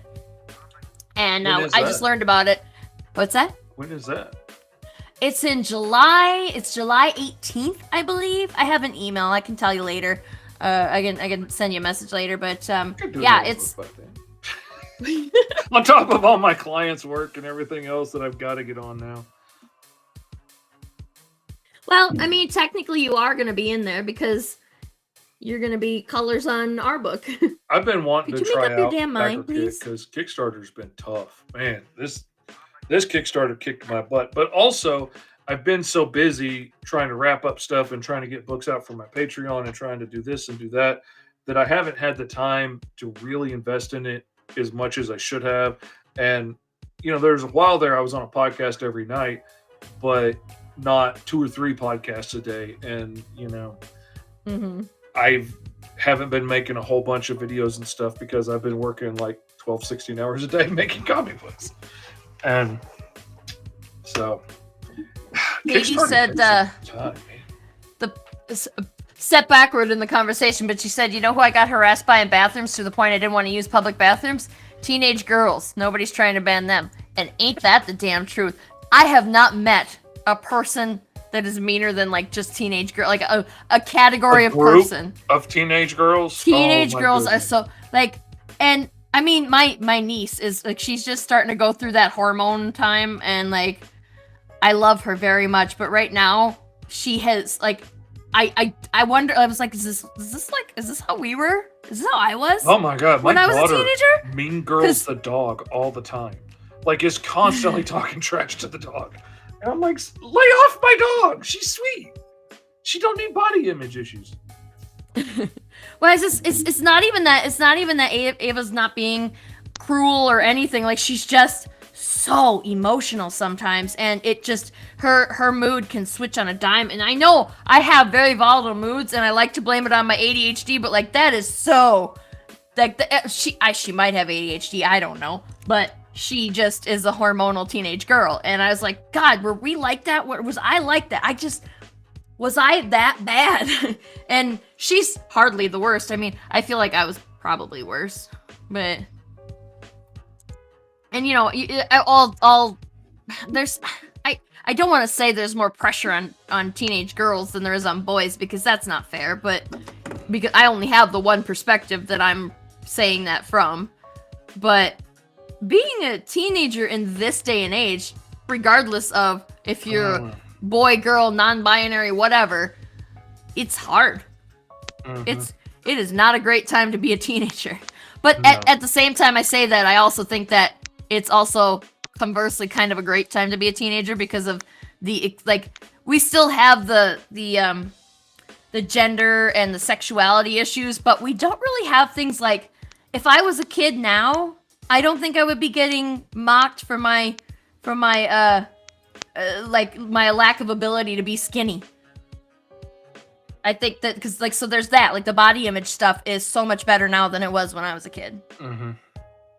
Well, at Katie's- least there would be that category of people out there that would be celebrating you for not being skinny, you know, because there's Yeah.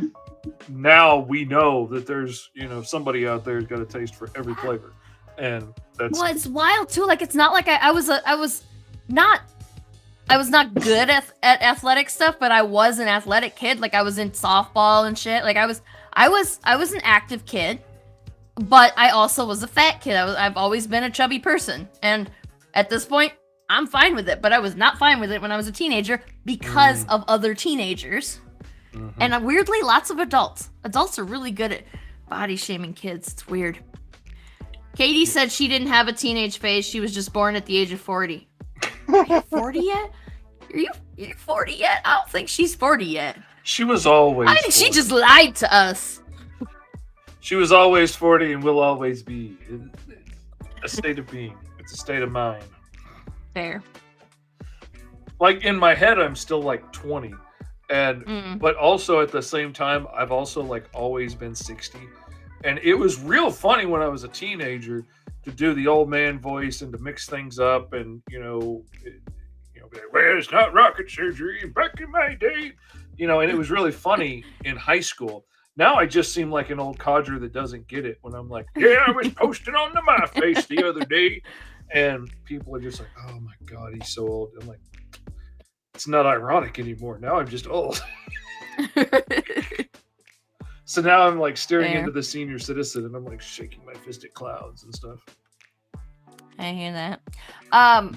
So just to recap, we're talking this whole thing. If you want to win a piece of the art that we've been watching get created, we're gonna raffle off one printed copy of each of these. No cost to you, but you do have to comment #BattleFish. And I've got 4 people in here. I've got KLR Wildlife, I've got SC, I've got Steven Arnold, and I've got Jade Needs a Hug. And if you want in and you aren't in, you have to #BattleFish. And type it in there and then hit enter. Otherwise, I don't know you want to be in there. And then, when you're done with that, actually when you're done with the stream, even though we have admittedly been going on for a full half hour longer than usual, when we're done with this stream, you should go to kick.lagunastudios.net and check out Finding D Volumes 1 and 2 and all the cool shit we have offered for rewards on there. And then, when you're done there, you should go to gomrfish.com and check out Call the Cro-Magnon, where you can get like every book Fish has, I think. And if whether or not you decide to back, it'd be really awesome if you'd go on your social media and share our campaigns. That would be so huge. Because our stuff has 0 reach, so if someone else shares it, it helps. It really does. Like, it seems Absolutely. like we're asking you this, and like you don't think like your like and share matters, but it totally does. It really does. And we see that, and the engagement and stuff, like, it matters, and we're eternally grateful to you for doing so. And somebody else's post will get so much more coverage and get so much further than ours because they know we're trying to get it out there, and we want it to, and they want to make us pay for it. I mean, really, what it comes down to. Yeah, and it'd be great if we had like 10 grand to drop on an ad campaign. That's about how much money you need to start at in order for paying for ads to be useful.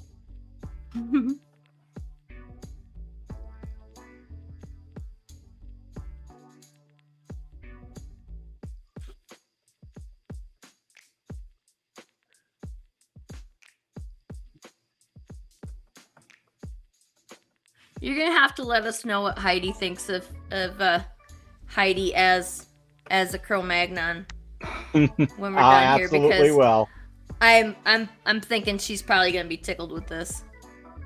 Oh yeah, she's gonna love it, guarantee.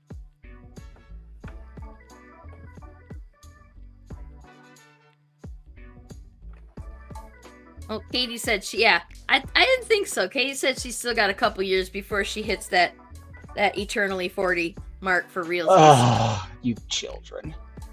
I was older than her, and I'm like, pretty soon. Ditto. Okay, so I'm behind you guys, but I'm not that far behind, and it's enough that it makes me very frustrated because of the same things that Fish was saying, because I don't feel I'm in my 40s. I feel like I'm maybe 22. Not until I go to get up or something, or have to walk a really long ways. Oh, C2E2 kicked my butt. That place is oh my god. Dude. Yeah. It took me about 2 days to even mildly recover from that.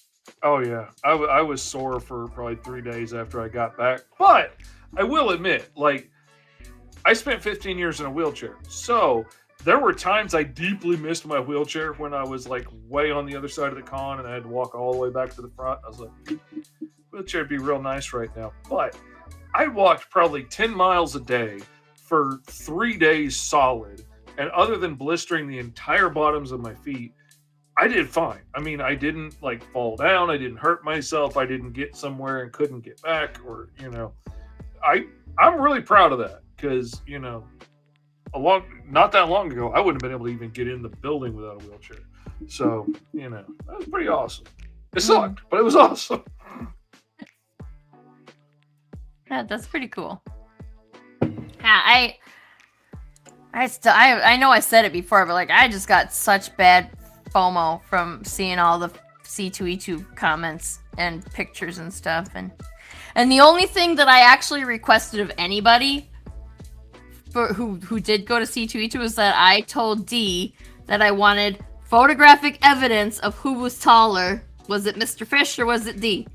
And it turns out they're the same fucking height. I'm telling you, she is my freaking variant from another dimension, which just cracks me. Which one of us will get pruned? My sister would love this so much. I miss her. I wish she was here for this, because she would get such a kick out of this. She would just absolutely love it, because not to diminish your life story or anything, but it's a funny story from my life. Like when I was a kid, I was dead certain I wanted to grow up to be a woman, and my sister found that freaking hilarious. But like all the pretty nightgowns and the satiny clothes and all that stuff, I was like, that's awesome. I really like that stuff. I want to grow up and be a woman so I can get to wear all that cool stuff. Turns out, as I grew up, having a pretty lady in that stuff is even nicer. But I didn't know that, as an 8-year-old. And oh no, I'm super looking forward, because we're going to San Diego in August for the Reuben Awards, and we're gonna be dressing to the nines. And my sister, that's a fancy event. Never let it go. I lost sound entirely. Uh-oh. Hello? I can hear you. Can you hear us? God damn it, I think my headphones died. Oh no.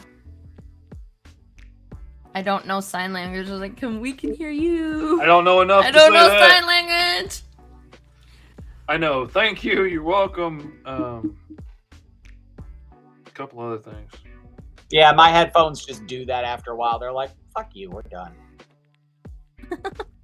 Oh, good times. I have got several pairs of earbuds that are technically compatible with this computer, and these are broken, like the little mic thingy is busted, but the earbud part still works, and it's not about having the money or not having the money or having something fancier. I've got that, but I like these because they're corded. And yes, I catch the cord on stuff sometimes, but all the time. It's okay. I like my big old 70s looking things. They're comfier than earbuds. Earbuds kill me. I hate earbuds. Wearing these things, but it cuts out the echo. Like I'm using this microphone from my microphone, but listening through this cuts out the echo. If I listen through the speakers or the TV, then I get that whoa from other people. Like I don't get it, but like you'll hear an echo when detox or something. And Right. my computer. Yeah, cuts I like mine that out, too. but, yeah. I don't care for earbuds like the way that they feel, but I'm usually only on here for about an hour or so. Usually Not there's today. not two fishes getting carried away, going ham on it.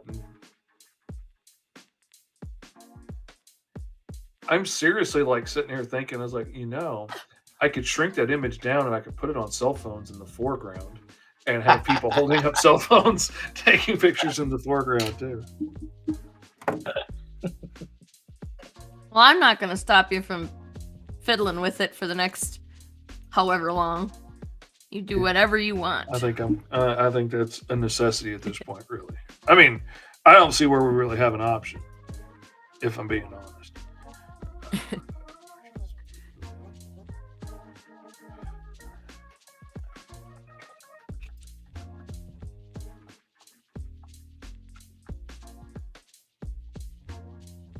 Look at that. Little bitties. Oh, it's so cute. It's so precious. Look at it. A little tiny little poster. Just sit right down there. That's so cute. And maybe our world's going to have another little poster. Maybe it's got a little friend. Maybe we're going to move that little friend over here just a little bit so that they're not on top of each other. Or maybe they're right on top of each other. Maybe they're that kind of friend. I don't know. It's your world. They can attack each other if they want to. Turning into some weird, like, Bob Ross Inception thing. I used to crack my kids up.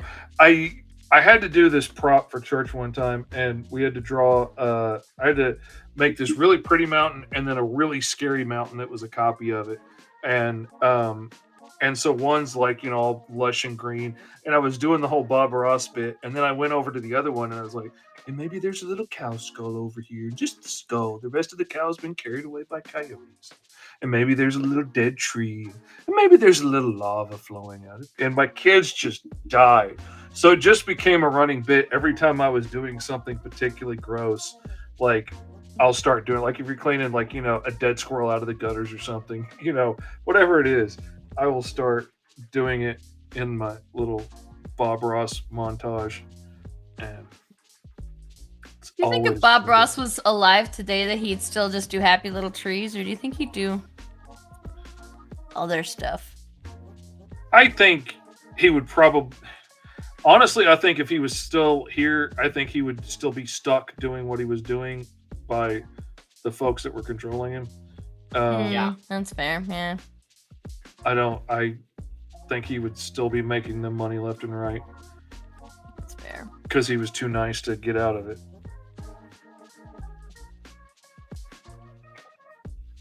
I was so disappointed to learn all that. Like all that little cute merchandise is like, oh, it's like blood money. Mm-hmm. Yeah. I don't buy any Bob Ross branded stuff since I learned that. I think I bought some of the paints for art class once, and after that, I'm like, nope. Oh yeah, like I saw something the other day that I really wanted to get, and I was like, no, I'm not doing that. I wanted it, but I don't want to give them the money. So. Mm-hmm.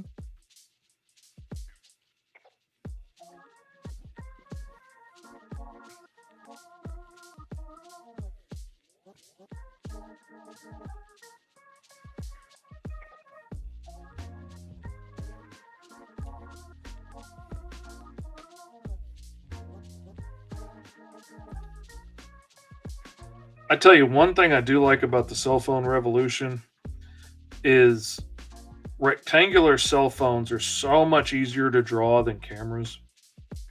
Yes. Like, I don't care to ever have to draw another camera for the rest of my life if I can help it. Like, I will draw a little rectangle all day long. That was one thing I dearly loved about it. It's a weird little thing, but man, it made my life easier.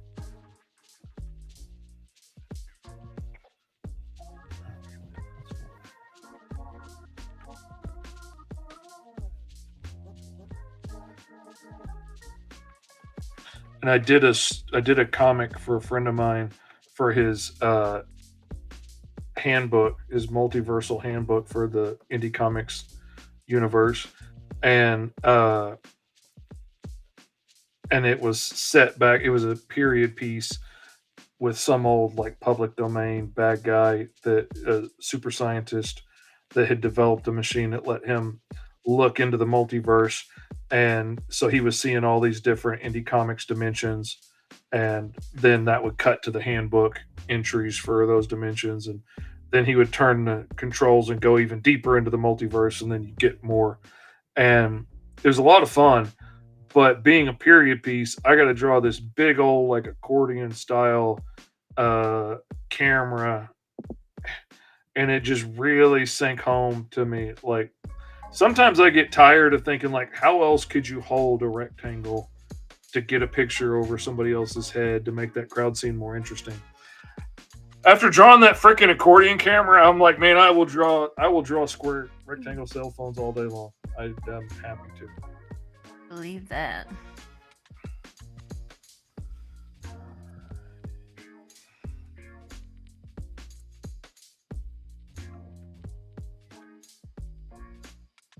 You guys know I'm just gonna let the stream run until you tell me that you're done, right?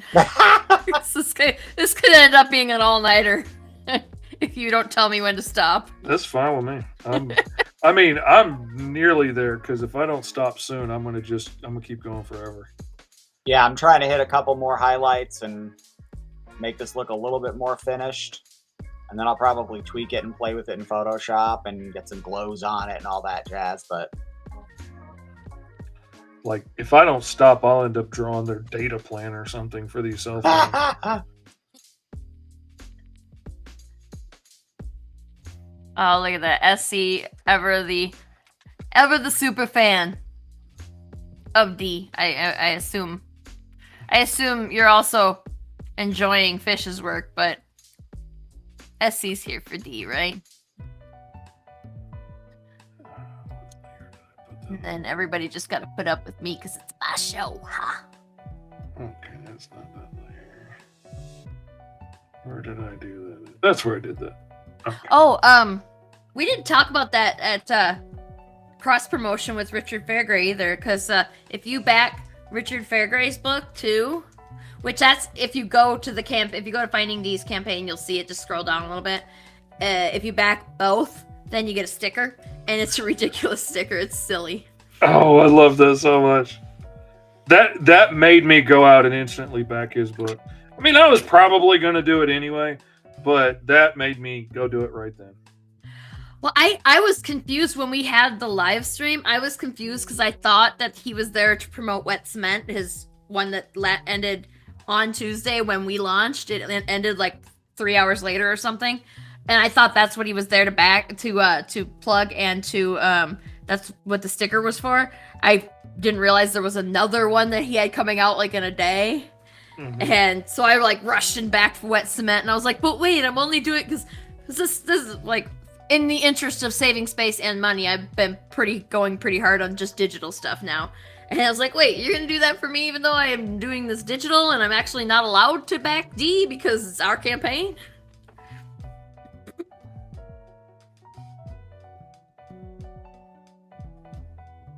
Katie said, I'm sticking around in solidarity in return for all the times Fish has been on my show running over time.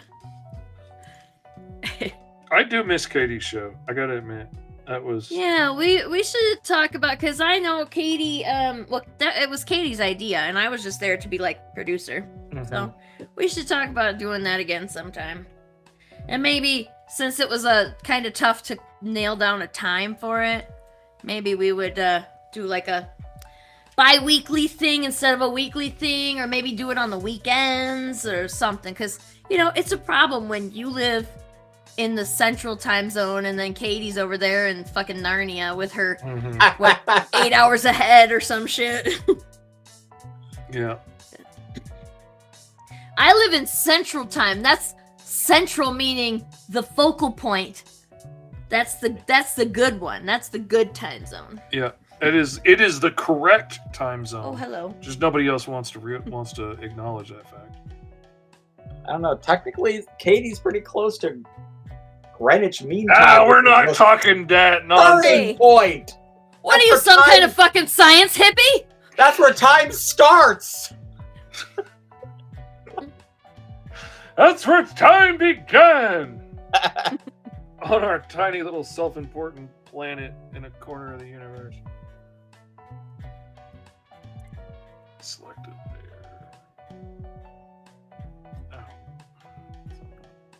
Look at that. That's cat number 3 today. That's how long we've been on the air. Mama, it's time. Come on. Mama. Ooh. There we go. Now we got the full-on voyeuristic. Everybody's taking pictures. Make Cartoon D even more self-conscious about being all naked in public in that Kess outfit. That Kess outfit was really hard for me to do. But she is literally based on my daughters. And one of the things that I've had to come to terms with as a father is that my daughters like to dress sexy. All of them like to dress sexy. And I don't care for it myself personally, but I'm proud that they are comfortable doing that. And I've gotten over all my old world mindsets of like, oh, that's too dangerous, or, like it's not their fault what they're wearing. I had to come to terms with a whole lot of stuff. And now I'm proud of them for who they are. And I can't do a character based on them that doesn't show off what she's got to, because they all do. And so, while I tend to be against, oh no, it's time to save the world, let me put on my battle lingerie. For this character, it fits that she's a badass and, she likes to show it off. That's fair. And they're in a pretty warm climate. That too. Yeah, it's that was my assumption, just looking at not knowing anything about the character, was like, they must be in the jungle or something. Mm-hmm. Her dad doesn't wear a terrible lot more than she does, but, Okay, are we ready to look at these finished pictures then? Yeah. Give me 2 seconds. I won by 2 seconds. Look at fishes while we're waiting for these 2 seconds. If I had a little more time, I might would put the marquee for the Calm movie or something in the background. But, for right now, that works. I like how this one evolved. Yeah. It was just going to be them, but then I was like, yeah, but it's got to be referencing to something or nobody's going to understand why she's dressed like that. So That's fair. That is fantastic. Look at that. That's fair. That is That's just pretty cool. Oh my god, that's amazing. I love that. This is the first time I've had a chance to just stare at it. Yeah. I've only caught a glimpse of yours, partly because the way it was on the screen is behind my camera. So I have to keep dodging to look around it. This looks awesome. Yep.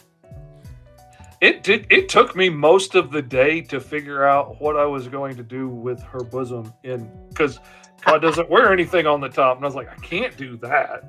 And so finally I was like, okay, if you're cosplaying, you're gonna have to make some exceptions. So yeah, it comes with the territory of having to cosplay, being a woman cosplaying a male character or vice versa. You gotta just finagle.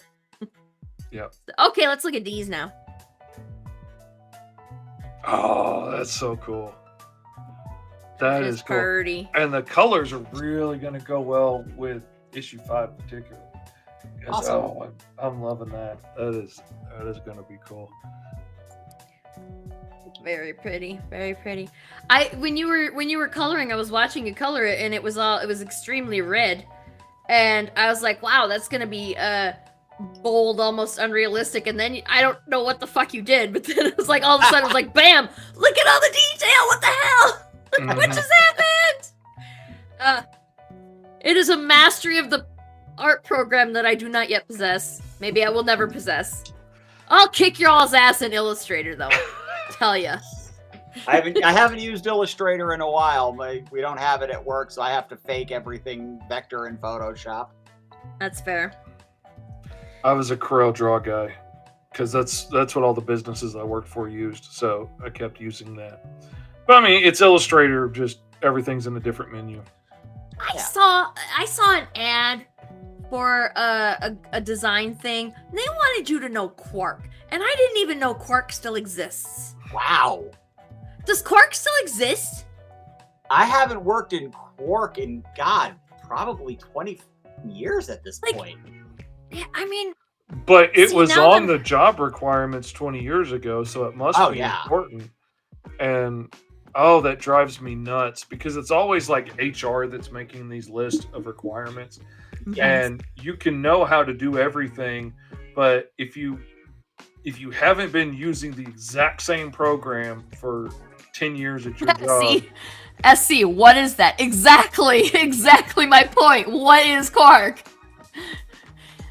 Drives me up the wall. It's silly. It's yeah, I agree completely. And then even the ones that say requirements, Illustrator or Photoshop, like how about Bite Me? You can do the same thing with Procreate and Clip Studio. You don't need to know stupid Photoshop just because it's the Adobe stuff. Just because it's been the standard does not mean it's the only one that. And like you can do it with Inkscape. It's not even a program you have to pay for. You can do it when you don't need to.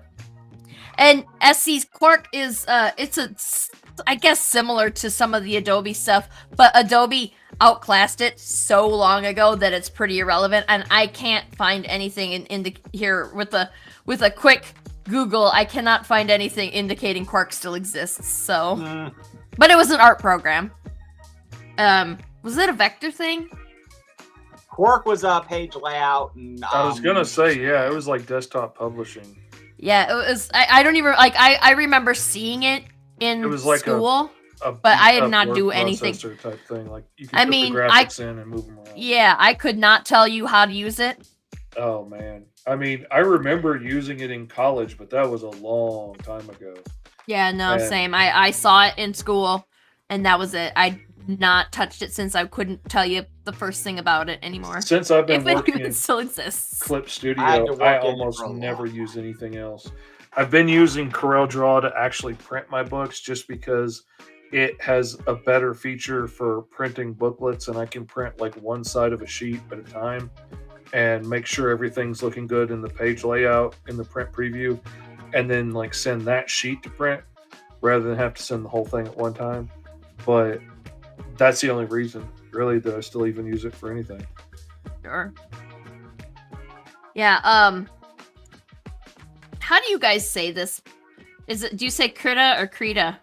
Or Krita? I don't know what that is. I know it's it's a software. A free app, similar, like it does a lot of the same stuff Photoshop does, but it's more for drawing. And I always say Krita, but I don't actually know how to say it right. Yeah, I would have said Krita? like critical hit. Yeah. That's me. Who the hell knows? I know Lloyd, who Fish remind me. So Fish is coloring a comic for us, and Lloyd Ladera did a freaking amazing variant cover for it, and it's the only variant cover we're gonna do for this one probably. And he did it with Krita, and it is gorgeous. And I hope that Kelson, the pencil artist, brings his A game when he's ready to work on his idea, because Lloyd kicked his ass already. I was like, Kelson only showed us his like layout for it, like what he wants to do. He hasn't done much of anything on it yet, and I was like, oh, now he's got to really bring it hard. Oh, Stephen Arnold said, I did a graphic design and desktop publishing trade certificate in '92 and never heard of that. I'm assuming you mean Quark. That's interesting. Because I didn't that was too early, I think. Was it? Like, yeah, I graduated in '93 out of high school, and then so college. The name of the program that I used is Quark Express, which was Quark Big X Press.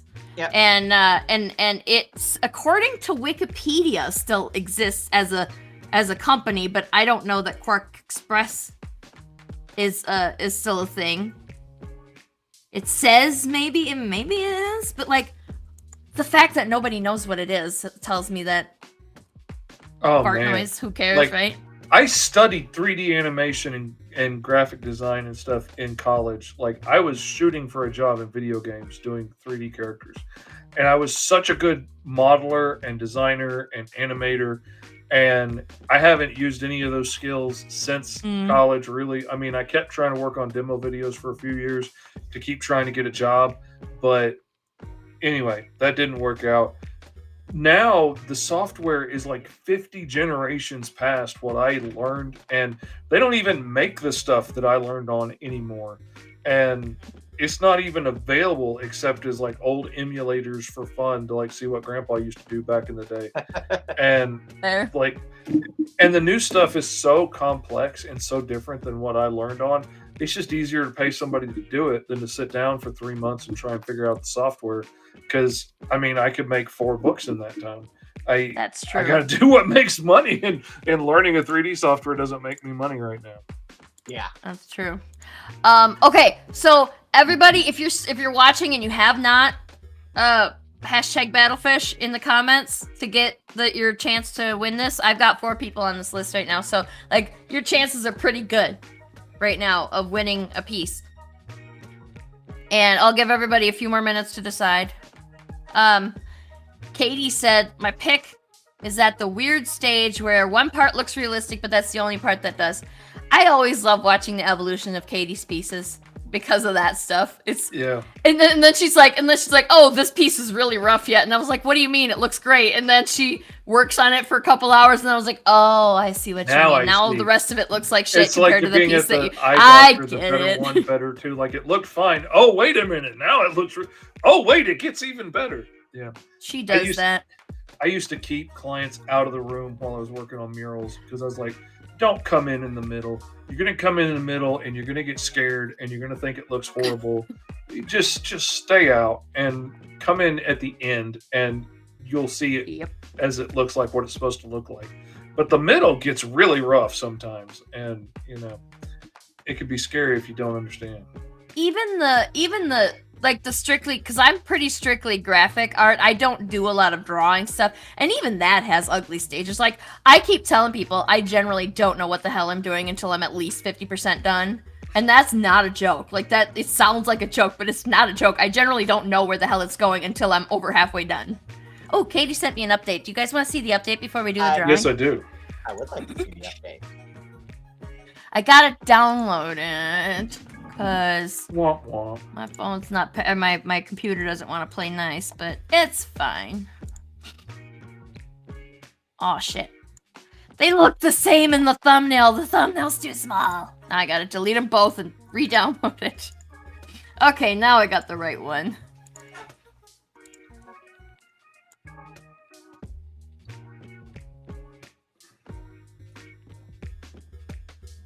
What is going on here?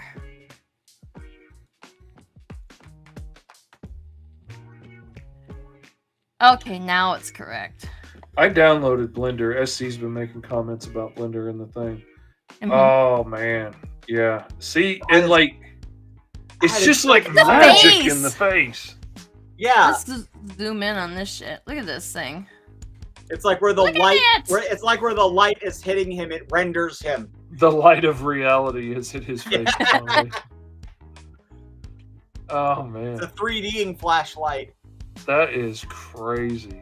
And then the horse looks like an illustration from a 1960s kids novel. Mm-hmm. I mean, the horse looks great, but like compared to the dude, look at that. You gotta zoom in so close to even see that it's not actually a photo, because it looks really photorealistic if you just look at that one part from far off. This stuff hurts my feelings because I know I'm never gonna get to do that. And that's fantastic, Katie. But that's the same thing. She pines away for not being able to draw cartoons as fast as we can, and it's 6 1/2 dozen. Yeah, she swears up and down that she cannot do line art, and I don't know that I've ever seen her try. So, like, Pixar, it didn't happen, Katie. Sorry, that's the rules. I didn't make them. Anywho's, okay, so I've got SC, Jade Needs a Hug, KLR Wildlife, Stephen Arnold, all on here. to win a printed copy of one of these. And if y'all didn't get in there by now, well, that's on you because we've been doing this for like 2 hours now. So, hashtag. all right.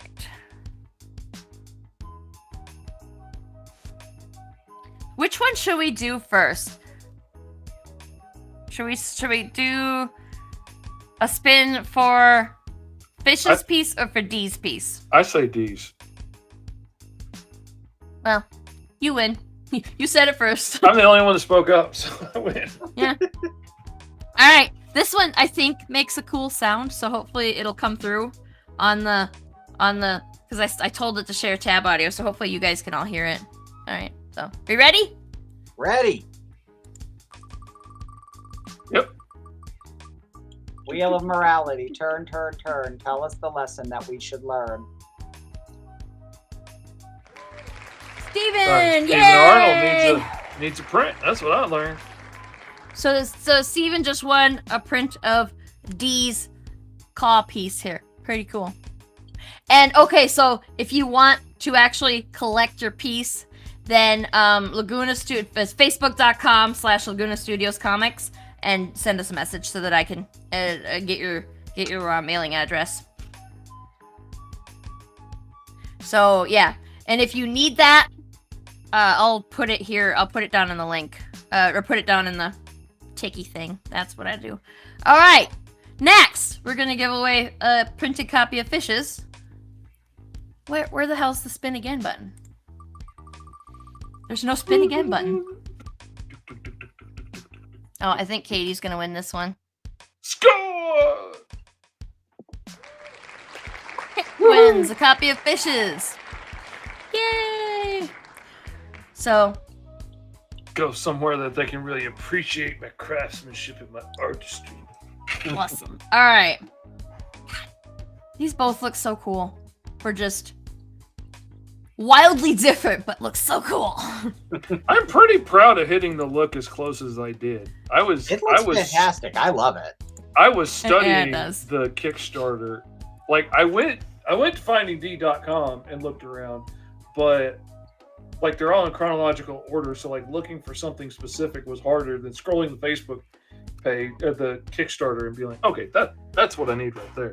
And then you got like the standee that has the nice there's the whole D right there. So that was great. Very Like handy. a model sheet. Okay. Exactly. So I'm pretty sure I already have Katie's information. So for Steven, hope so. go there and send us your message so that I can get your address and stuff, so I know where to send you your print. If not, Katie, if you could send a friend request to Sarah.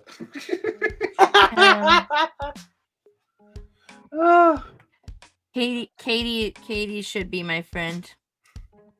I remember back when Katie was my only friend. My very first one. I think that Katie's and my friendship might predate my time on Facebook, which is I think it does, doesn't a it? thing. I mean, from some We of the met stories on- you've told. We met on a website called My Little Pony Trading Posts. And we met because we both As we wanted all to- do. exactly That's where I we met met- my wife. met and started to talk because we both wanted to chop up toy ponies and turn them into other things. That's what that was about. So, anyway, yes. Oh, that's right. Katie literally gave me her address this morning. Yes, that did happen. Did you notice how all British, like, is this like a strictly UK thing? Because I don't think like houses have names. Like yeah. a house has a name. It's not just like 1780 5th Street or whatever. They got names, like real name, like a name. hmm Katie lives Like at the the Harrington speed. House and whatnot. Yeah, See, it's okay. weird sending stuff to other countries. SC knows what I'm talking about. My Little Pony trade. Yeah, we got some bronies on here. Yeah, I don't like that. I don't like brony. Like I predate brony shit. So yes, you did. I just saw it pop up on my phone. You got it. So I will answer you as soon as we're done here. And congratulations to everybody, and thank you everybody for coming and watching. And thank you, Fish and D. So you guys, like, it's like even your first name, Fish's first name, and D's last name, same fucking word, and then the other word, names. It's very. So I was making. Yeah. Yeah, imagine if you swapped, like, your last name and her first name, and then you'd be Deely and Fish, and I just keep thinking about weird shit like that all the time. It's like Bizarro, man. You take all his hair and pull it around onto the top, and you got D, and oh, it's nuts. Yeah. That's what I'm talking about. And like, normally when I'm making, like the thumbnail for the show or whatever, and if I want to put people's names on it, or I'm making the title for the show or whatever, there's a way that, you know, the names, the cadence of the names just feels right. And I did I miss something? Oh shit. SC? Yes. This